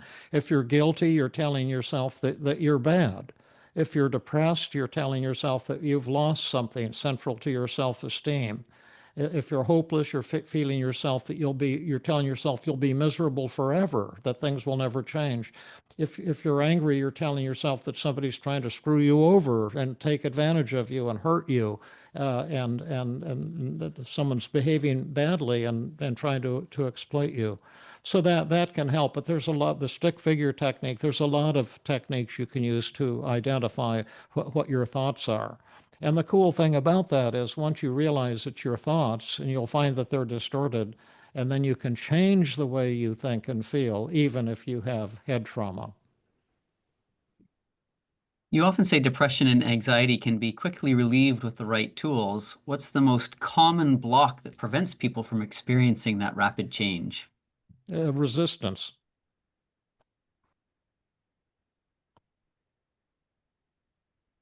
How can we know that the brief mood survey won't be faked? Just take it with your patients. For example, a lot of therapists naively say, oh, they won't be honest when they fill it out.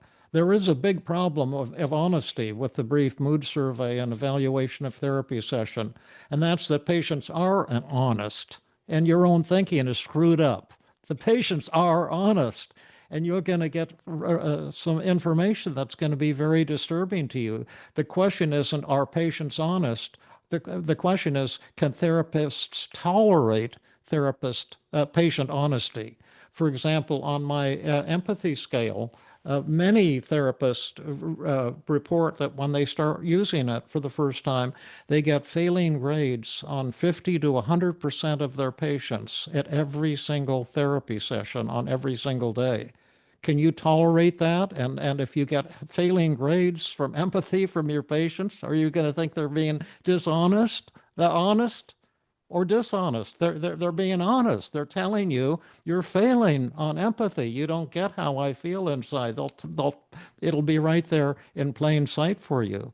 And the question is, do you, the therapist, have the courage to see how your patients feel and how they feel about you? Do you have the courage to find out how effective you were in the session? We saw today, Madeleine's scores went from very high to very low. That's what we're trying to do.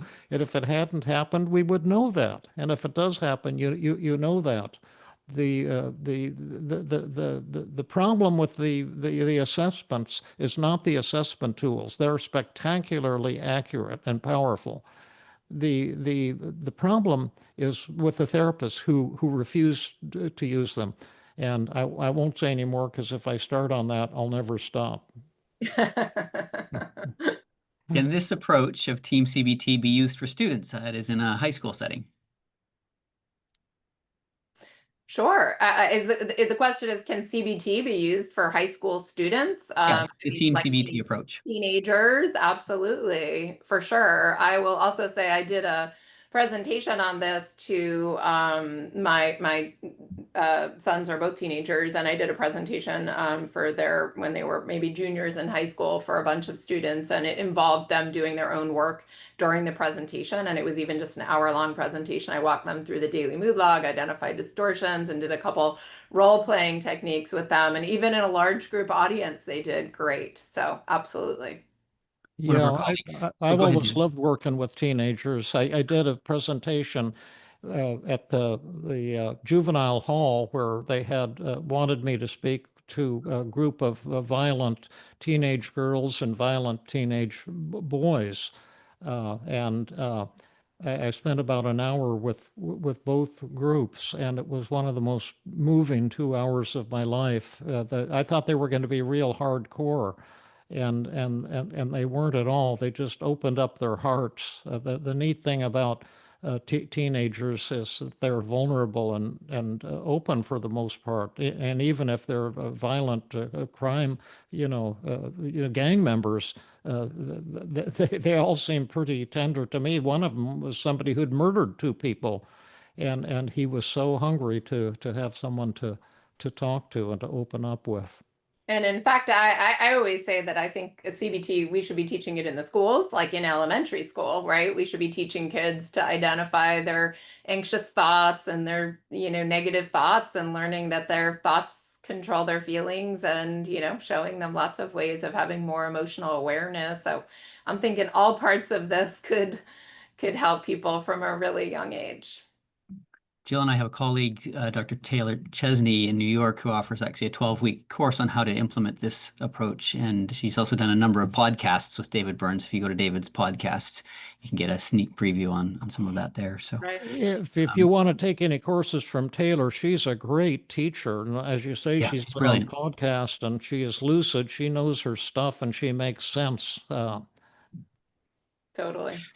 I know as a therapist, we're taught not to overshare personal information or opinions, self-disclosure, when dealing with a client who insists on knowing therapist opinions situations. So how do we navigate that? What's a good way to balance that? I think that I'm talking too much here, but I think self-disclosure is powerful and positive. It can be negative and do damage too. It's all not what you do; it's how you do it, what skill you use. But when I use self-disclosure, I share something in an optimistic light for the patient. Like I'll do it with you now, Madeleine. I want you to know that I've myself personally experienced 17 anxiety disorders since I've been a kid, going right up until recent times. And that's why I love treating anxiety and panic like what you experienced, because I know how awful that is. And also, it's going to be and was such a joy showing you how to find your way out of the woods. And that's the message that patients want to hear, that I've been there, I know what that's like, but I have the solution. I've done my work, and I've got the tools to help you change the way you think and feel. I have one other thing to add to that, which is I did hear, Mike, though, that the therapist question said, like, when the patient insists on you telling them Yeah. what you think. And so that actually sounds a lot to me like reassurance.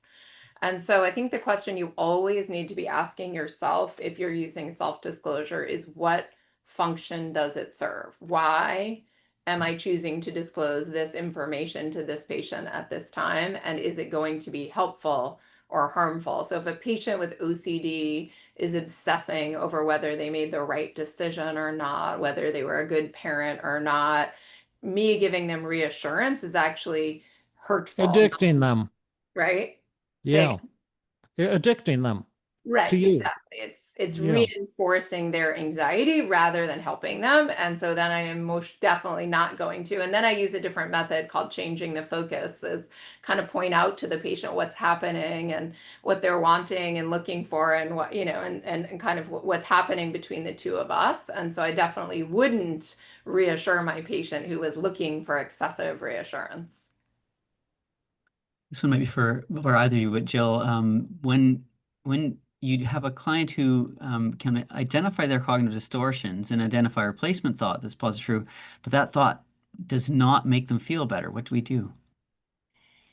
Well, there's go the ahead. well, I'll let you take it, Jill. Yeah. No, that's okay. Well, there's the necessary and sufficient conditions for emotional change. I've written about it hundreds of times and spoken about it hundreds of times, and I'll do it once more right now. That there's a necessary and sufficient condition for emotional change, and that you have to come up with let's say you've got a negative thought in the negative thought column, a distorted negative thought, like I'm worthless. You need to have a positive thought that has two conditions. First, it has to be 100% true.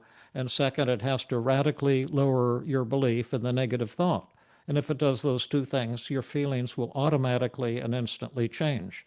If it doesn't do those two things, that's why I say you have to fail as fast as you can and try many techniques until you find the one you can come up with a positive thought that crushes the negative thoughts. You saw some of that today in the role playing. You, Madeleine, were awesome, but you didn't get everything right away. So we had to be doing role reversals as you suddenly saw how to crush your negative thoughts. And when you did, your feelings dramatically changed. We also say there's really three possibilities if a method isn't working, meaning if a patient can't generate a positive thought that's helpful to them. One possibility is that we executed the method incorrectly, right? We just didn't do it. Yeah, Then we got to learn how to do it better. Another possibility is that method didn't work for that patient, and that's totally fine because we've got a ton of other methods. We can just move on and try something else. And then the third possibility is that it's resistance kind of yeah, rearing its ugly head. And then there probably were times in our session with Madeleine where we could have fallen back. We could have said, oh, maybe this isn't something you want our help with. Maybe this anxiety is really serving you well. And you kind of want to sit on the side of the patient's resistance if they are showing some of that, so that they can get you back on track and sort of argue for change. So sometimes when patient isn't able to come up with a positive thought that they believe or that really hits at the gut level, we need to explore whether there's good reasons not to change. Someone just asked a question: do negative thoughts have to go down all the way to zero? And that they don't always. Like should statements, like I shouldn't have screwed up. You might reduce that from 100 to 25 or something, because there's truth in it. You made an error. You screwed up, and so just you can lower the impact of that statement without having to lower it all the way to zero. Yeah, and we did that with Matt. There was one thought, Madeleine, at the end when we were doing double standard, we lowered from 95 to 30, and you were like, yeah, that makes sense. I do want to hold myself a little bit accountable, and that Yeah. sounds right to me. And so, yeah, we're not in the business of feeding our patients BS, right? We want them to come up with positive thoughts that are totally believable and then change their belief in the negative thought to what makes sense. Most of the time, that's totally crushing the negative thought, but there are some good reasons to hang on to some belief. Yeah. At the end of the empathy section, David asked 3 questions to check in on empathy. What were the 3 questions that you asked again, David? One is the thought empathy question. How accurately, Madeleine, did we understand your thoughts? That's called thought empathy. Feeling empathy is to what extent did we understand how you were feeling inside, the names of your emotions, anger, frustration, sadness, anxiety, panic, and so forth. And then the third question is how, to what extent did we create an atmosphere of warmth and trust and acceptance? That's the kind of the warm, trusting component of therapy. When you did the positive reframe, you listed the feelings in the first column rather than the thoughts. The positive reframe asked for thoughts or feelings. Can you comment on that? We did a bit of each. We did mostly feelings, that's true. But actually, I know because I remember bringing up a couple of Madeleine's negative thoughts, like when we talked about inadequate, which was an emotion. I think we, connected that to saying something like when you tell yourself, I didn't prepare her innocent soul for the world, what does that show about you that's really beautiful and awesome? So I think the tendency is kind of to go with the emotions, but I actually think it can be really helpful to positively reframe thoughts when you're beating up on yourself. What does it show about you? It shows that you care deeply about being a wonderful parent, So I actually think highlighting the thoughts can sometimes put more meat on the bones, but right, I think it does. You can go with either or both. At some Let point, me just get go to ahead, you, David. Madeleine. Do you have, you're kindly being quiet and listening, but you may have something to say about some of these questions as Yeah. well. No, I'm listening to the two of you. Yeah. Okay. At some point, David almost started crying. Is that acceptable at Team CPT from a therapist? I think it's ideal. Yeah. But it depends on what you're crying about. Like if you're crying and the patient says, You're not helping me," and you start crying and say, "Yeah, my wife is divorcing me too, and my dog has left me, and I really am no good." That starts sobbing uncontrollably. That won't help your patient. But to have tears come to your eyes because you're so moved by what the patient is saying, to me, that's a beautiful thing. What was that like for you, Madeleine, when David got a bit emotional? I'm sorry, I didn't really notice. I was just trying to wipe my own tears. Yeah. But it would make me feel, had I noticed, I'd be, that's really touching. He is feeling what I'm feeling or understanding what I'm feeling and saying and can Yeah. relate. Yeah.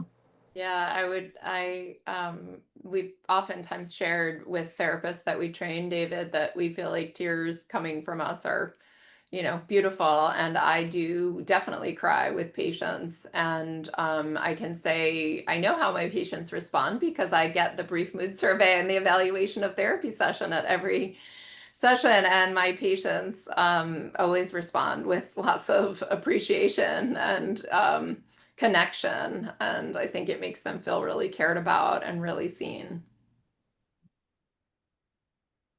Um, for the pivot question, Jill asked Madeleine, given all the benefits of the feelings and thoughts, why would she want to press that button? But at the beginning, Madeleine said that she wasn't sure she wanted to press the button. Was that a mistake on Jill's part to ask that pivot question, or what would be an alternative way of asking that question, given that Madeleine didn't want to necessarily press the button at the beginning?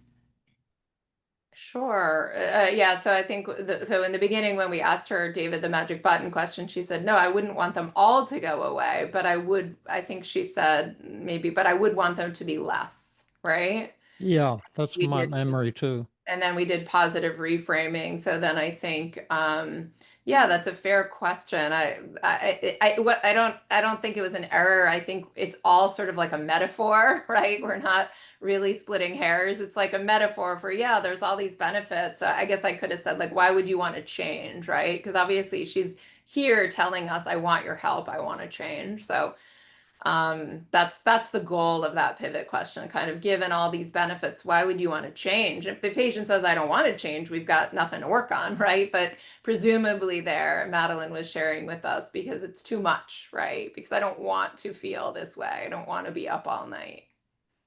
During the outcome resistance, Madeleine was saying that they're too high, the negative feelings, and then I believe it was David asked how would asking how are they too high, the negative feelings, be helpful? It was kind of setting up the magic dial. Was there a question? Yeah, how is asking that question? How are they too high? Those emotions, when after Madeleine had been arguing for change and saying, well, oh, but those emotions Right. are too high, the anxiety is too high. Well, why would you ask that question? How are they too high? Like, why is that helpful? I think David, you want me to take this one? No, Go for it. I said no. Oh, I said, do you want me to take this one? So yes, Yeah, you the two, you answer is take it. yes. Yes, Yeah, yes, big yes. sure. Right. I think what happened was Madeline was wrestling a little bit with the thoughts, with the percent of emotions, her goals on the goal column, and kind of, did I want them to be 50%? That's awfully Oh, high. yeah.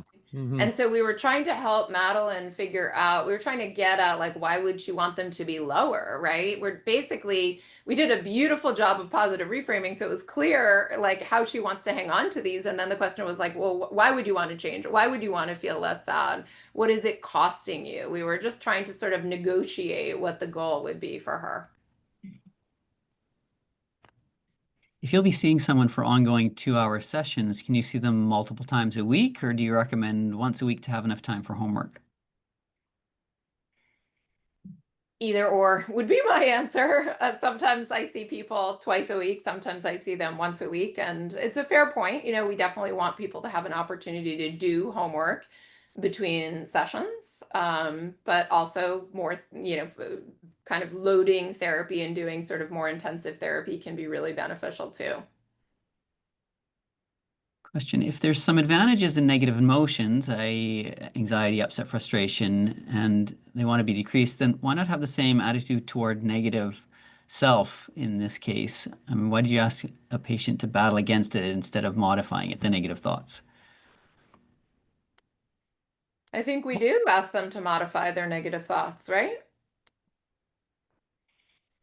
I think this one came when we were identifying distortions and just challenging them, and then would lead to later actually using the acceptance paradox, where some of the thoughts we don't Maybe need to you crush can, completely. maybe if you understand the question better, maybe you can answer it, Mike. Yeah.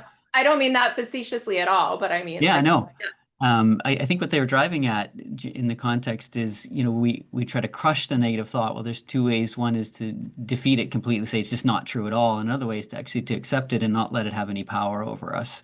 And so we accept that there is some truth in it, but it doesn't bother us anymore, right? Like, I'm a terrible parent. I really identified with either Madeline, and I can look back and go, well, actually, it's probably one of my better qualities because I'm constantly learning and growing. And so it's a good reminder to tell myself that I don't need to say it's not true, because Yeah, there are moments when I'm a terrible parent, and that's okay. totally. I feel like that was your gift too, Madeline. Like when we're doing the double standard technique, is just recognizing that, yeah, like telling yourself that you've made some errors and some mistakes and that you'd want to do things differently is a gift rather than a curse. Um, just a couple more. I think we want to go to, what time do we want to go till here, Jill? Yeah, maybe until 45, and then we'll Okay, do yeah, our we've got. follow-up kind of I know slides, there's and been also yeah, I want to just ask Madeline also if she has anything else she wants to say just as she's digesting. perfect. I know there's been a bunch more come in the chat that we haven't been able to capture, but we'll do our best with ones we have here. Somebody had said, and this one's for David, I never really internalized how it is that a magic dial will actually work in percentages, simply because you eliminate a portion of a positive and wonderful aspect of a negative thought. Simply cannot mean that the very same positive and wonderful aspect is not separately present in the person's pre-existing continuing character. That's a mouthful. It seems highly likely that the patient has in fact been treasuring the positive aspect of the negative thought emotion, that the person probably is familiar with that positive aspect in other places in their life. Can you speak to this? I guess this is the kind of. I can't because I got confused by the language at the very beginning, so I didn't grasp it at all. But How about Mike, I ask you, David, can you just share with people, I think this is more to the point if it's okay, just maybe tell people a little bit about what's the purpose of the magic dial? Why do we Yeah. do that? How is that useful? yeah, yeah. Well, the purpose of the magic dial, once you've gone through the positive reframing, is we're making a deal with the subconscious mind. Like, tell me how low you're willing to go on each of these feelings, and then, okay, well, I want to go 40 on anxiety, and 10 on inadequacy, and 15 on hopelessness, or whatever. And so we're telling the subconscious mind we'll lower them to this level, but no lower. That puts the patient in control. So again, we're not selling anything to the patient, which is the cause of all therapeutic failure. We're avoiding that basic therapeutic error. Now, however, the goal column is an illusion because that's coming from the patient's brain right now. But the brain is constantly changing. And once we get into the methods like externalization of voices or the beautiful way, Jill, that you did the double standard technique, the patient's values will suddenly change. And you, Madeleine, are suddenly saying, maybe I don't need all that stuff. I don't need a 50 on anxiety today. Do you see what I mean, Madeleine? Mhm. Like you're feeling fine now, and that's fine. It's okay to feel fine. And so they'll often lower them way lower, which you did, Madeleine, than the goals. So it's a kind of a trick that we're playing on the patient, you might say. We're playing a trick on the subconscious mind, but it's a benevolent trick because we're trying to coax a person into recovery. And someone also asked David, what would happen if we did the magic button and the pivot question, and then the person after positive reframing just didn't want to change, if they realize that these show some beautiful things about me, and Yeah.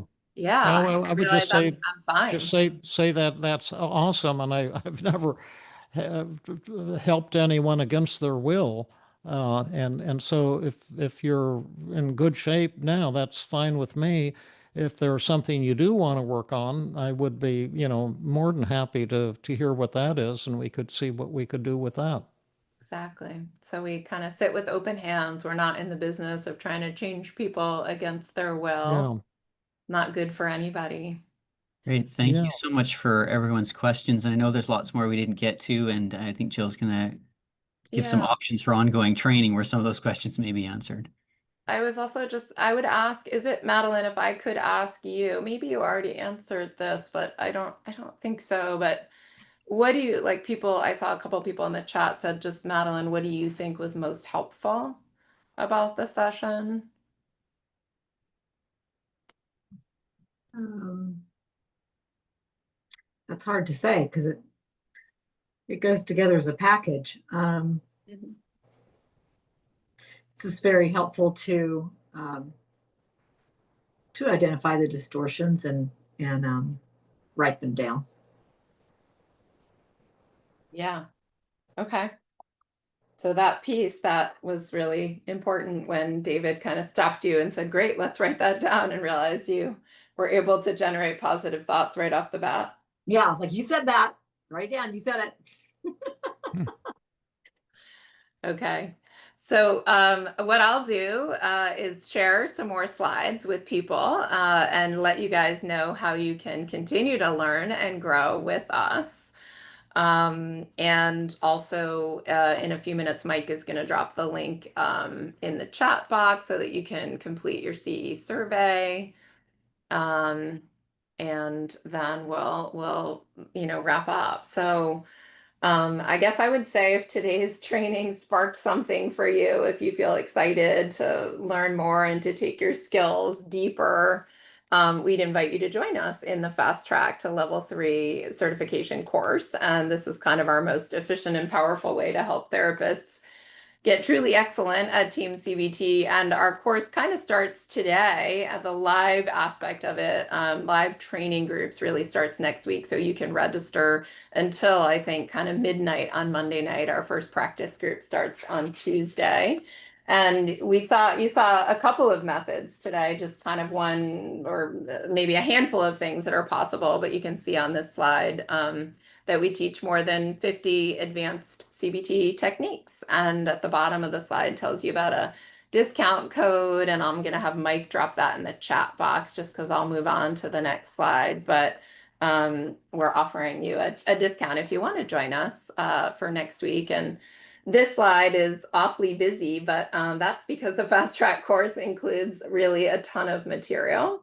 So it's 16 hours of on-demand content. That's videos of me teaching. It's fun, lively interviews of David and I. There's 25 weeks of kind of small group coaching with Maor and Mike and LJ and Kevin, depending on what rotation you're in. You get 46 CE credits. You get David's amazing toolkit.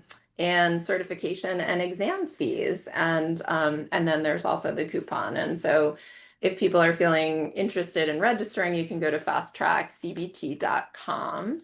And yeah, I wanted to share with you guys, I think there's just a couple of testimonial quotes people have shared with us over time, and they're really meaningful. I'm always hearing people sharing with me how grateful they are for the course. They love reviewing the videos. They feel like the skills they're learning are dramatically improving their practices, and that they're feeling kind of excited and motivated about learning and growing and seeing that their patients are getting a lot better. So I'm hoping that some of you will take advantage of that and join us. And then I want David to share with you a little bit about the Feeling Great app. Yeah, the Feeling Great app is something I've had as a fantasy for 50 years, and finally got a group to help me create it in the last 4 or 5 years. And it's really using my voice and my teaching with classes and lessons to help you and your patients really understand TEAM CBT. These are interactive, kind of fun classes and lessons. And also, we've trained a little, David AI to interact with you exactly how you saw me and Jill and I interacting with Madeleine today. It's really cool. And it's not therapy, it's a self-help tool, but it seems to be very effective. And our latest data on it has indicated that within 90 minutes of the first time that people sit down with the Feeling Great app, there's a reduction between 60 and 70% in 7 negative feelings: depression, anxiety, guilt, shame, loneliness, hopelessness, and anger. And so it has powerful mood boosting effects, and can really, you can have your patient use it for homework and continue their learning outside of the sessions. The neat thing about it is, over the summer and up through the end of September, we're giving it away entirely for free. And so if you jump on it, I guess try that code there. You can download it and install it for free, and check it out and see what you think. But it's kind of vastly surpassed our wildest expectations, to be honest with you. And it's really a wonderful tool for patients. So if you're in the general public, but also a wonderful tool for therapists to use with their patients, right? To like Oh, encourage your patients to download it now for free, and yeah, then you can use it to really, enhance the treatment that you're doing with your patients, right? They can do those right. exercises along for homework and things like that. And then also we have a slide here with just other ways to learn and grow for free. So David and I lead a group on Tuesday nights that's online on Zoom. And if you're interested in joining that, if you're a therapist, it's only for therapists, but the contact here is on this screen. And Rhonda, who does the Feeling Good podcast with David, also has her own training group with Kai on Wednesdays. There is the Feeling Good podcast that you can download and listen to, and then the Feeling Great YouTube channel. And we've been putting some of our webinars and workshops on the YouTube channel as well. So these are all great ways that you can continue to learn and grow with us. And then Mike is putting in the chat box the CE survey. So if you're a therapist, make sure you complete that. Mike, there's also a separate survey that's for the general public. So do not complete the general public survey if you're a therapist.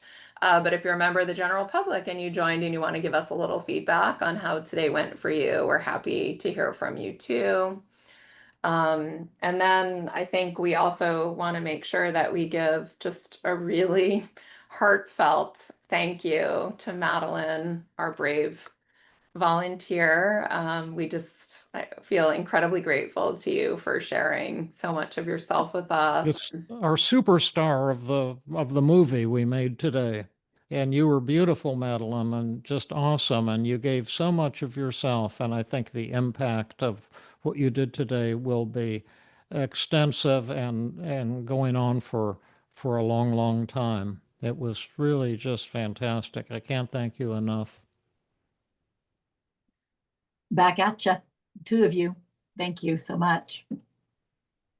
And I can't help but think how lucky your daughters are to have Oh, you. yes. Oh, yes. I know that I'm Absolutely. not allowed to be a cheerleader, but since Yeah. therapy's over, as a human being and a Yeah. colleague, I just want to say I Oh, do yeah. touched my Yeah. heart today. I'm a mom who cares deeply Yeah. about parenting, and I just admire, how much you love and care for these girls and how hard you've been working. And that was, really beautiful and touching. Oh, yeah. Thanks, Jill. And then I'll just say thank you to everybody else, including Mike. Thanks, Mike, for helping us run a tight ship today and conveying so much from the audience. You had a tough job. And thank you to the audience for being with us today, whether you joined us as a therapist or someone exploring, new ways to feel better. We hope that you had some fun today, that you learned something useful. And we'd love to, to continue to get to know you, to see you in one of our training groups, or if you're looking for help for yourself or a loved one, feel free to reach out to us at the Feeling Good Institute, and feel free to download the app. It just Yeah. really happy And to and connect with you. Jill, and just thanks one. to Maor Katz for making this and so many other workshops available. I just appreciate the hell out of you, Maor. It's fantastic. I can't believe our good fortune in being able to reach so many people with these webinars. Yeah, it takes a lot actually to create these webinars and to be able to offer them for free. Hopefully, we're offering a big gift to people out there. And yeah. Mike, were you going to say something? Yeah, just there's a number of people that haven't been able to access the CEs due to firewalls in their the link. And so please send an email to our certification at FGI, and we'll make sure you get that link for the CE credits and do that Yeah. today. So it has to be done So yeah, send an email right now to certification@feelinggoodinstitute.com, and she'll share the CE survey with you so you can complete it and get your CE credits. Great, yeah. There's just a Yeah. few that their work doesn't allow them to open that link directly Yeah. from us. So Got it. Okay. So thanks to everyone, and hopefully Bye. see you in a future training. And thanks again, Madeleine. Thanks, Yeah. David. Yeah. I love you all. love you too, David. Madeline and Jill and Mike, but all of you who attended today. I love you too. Thanks, David. Love you too.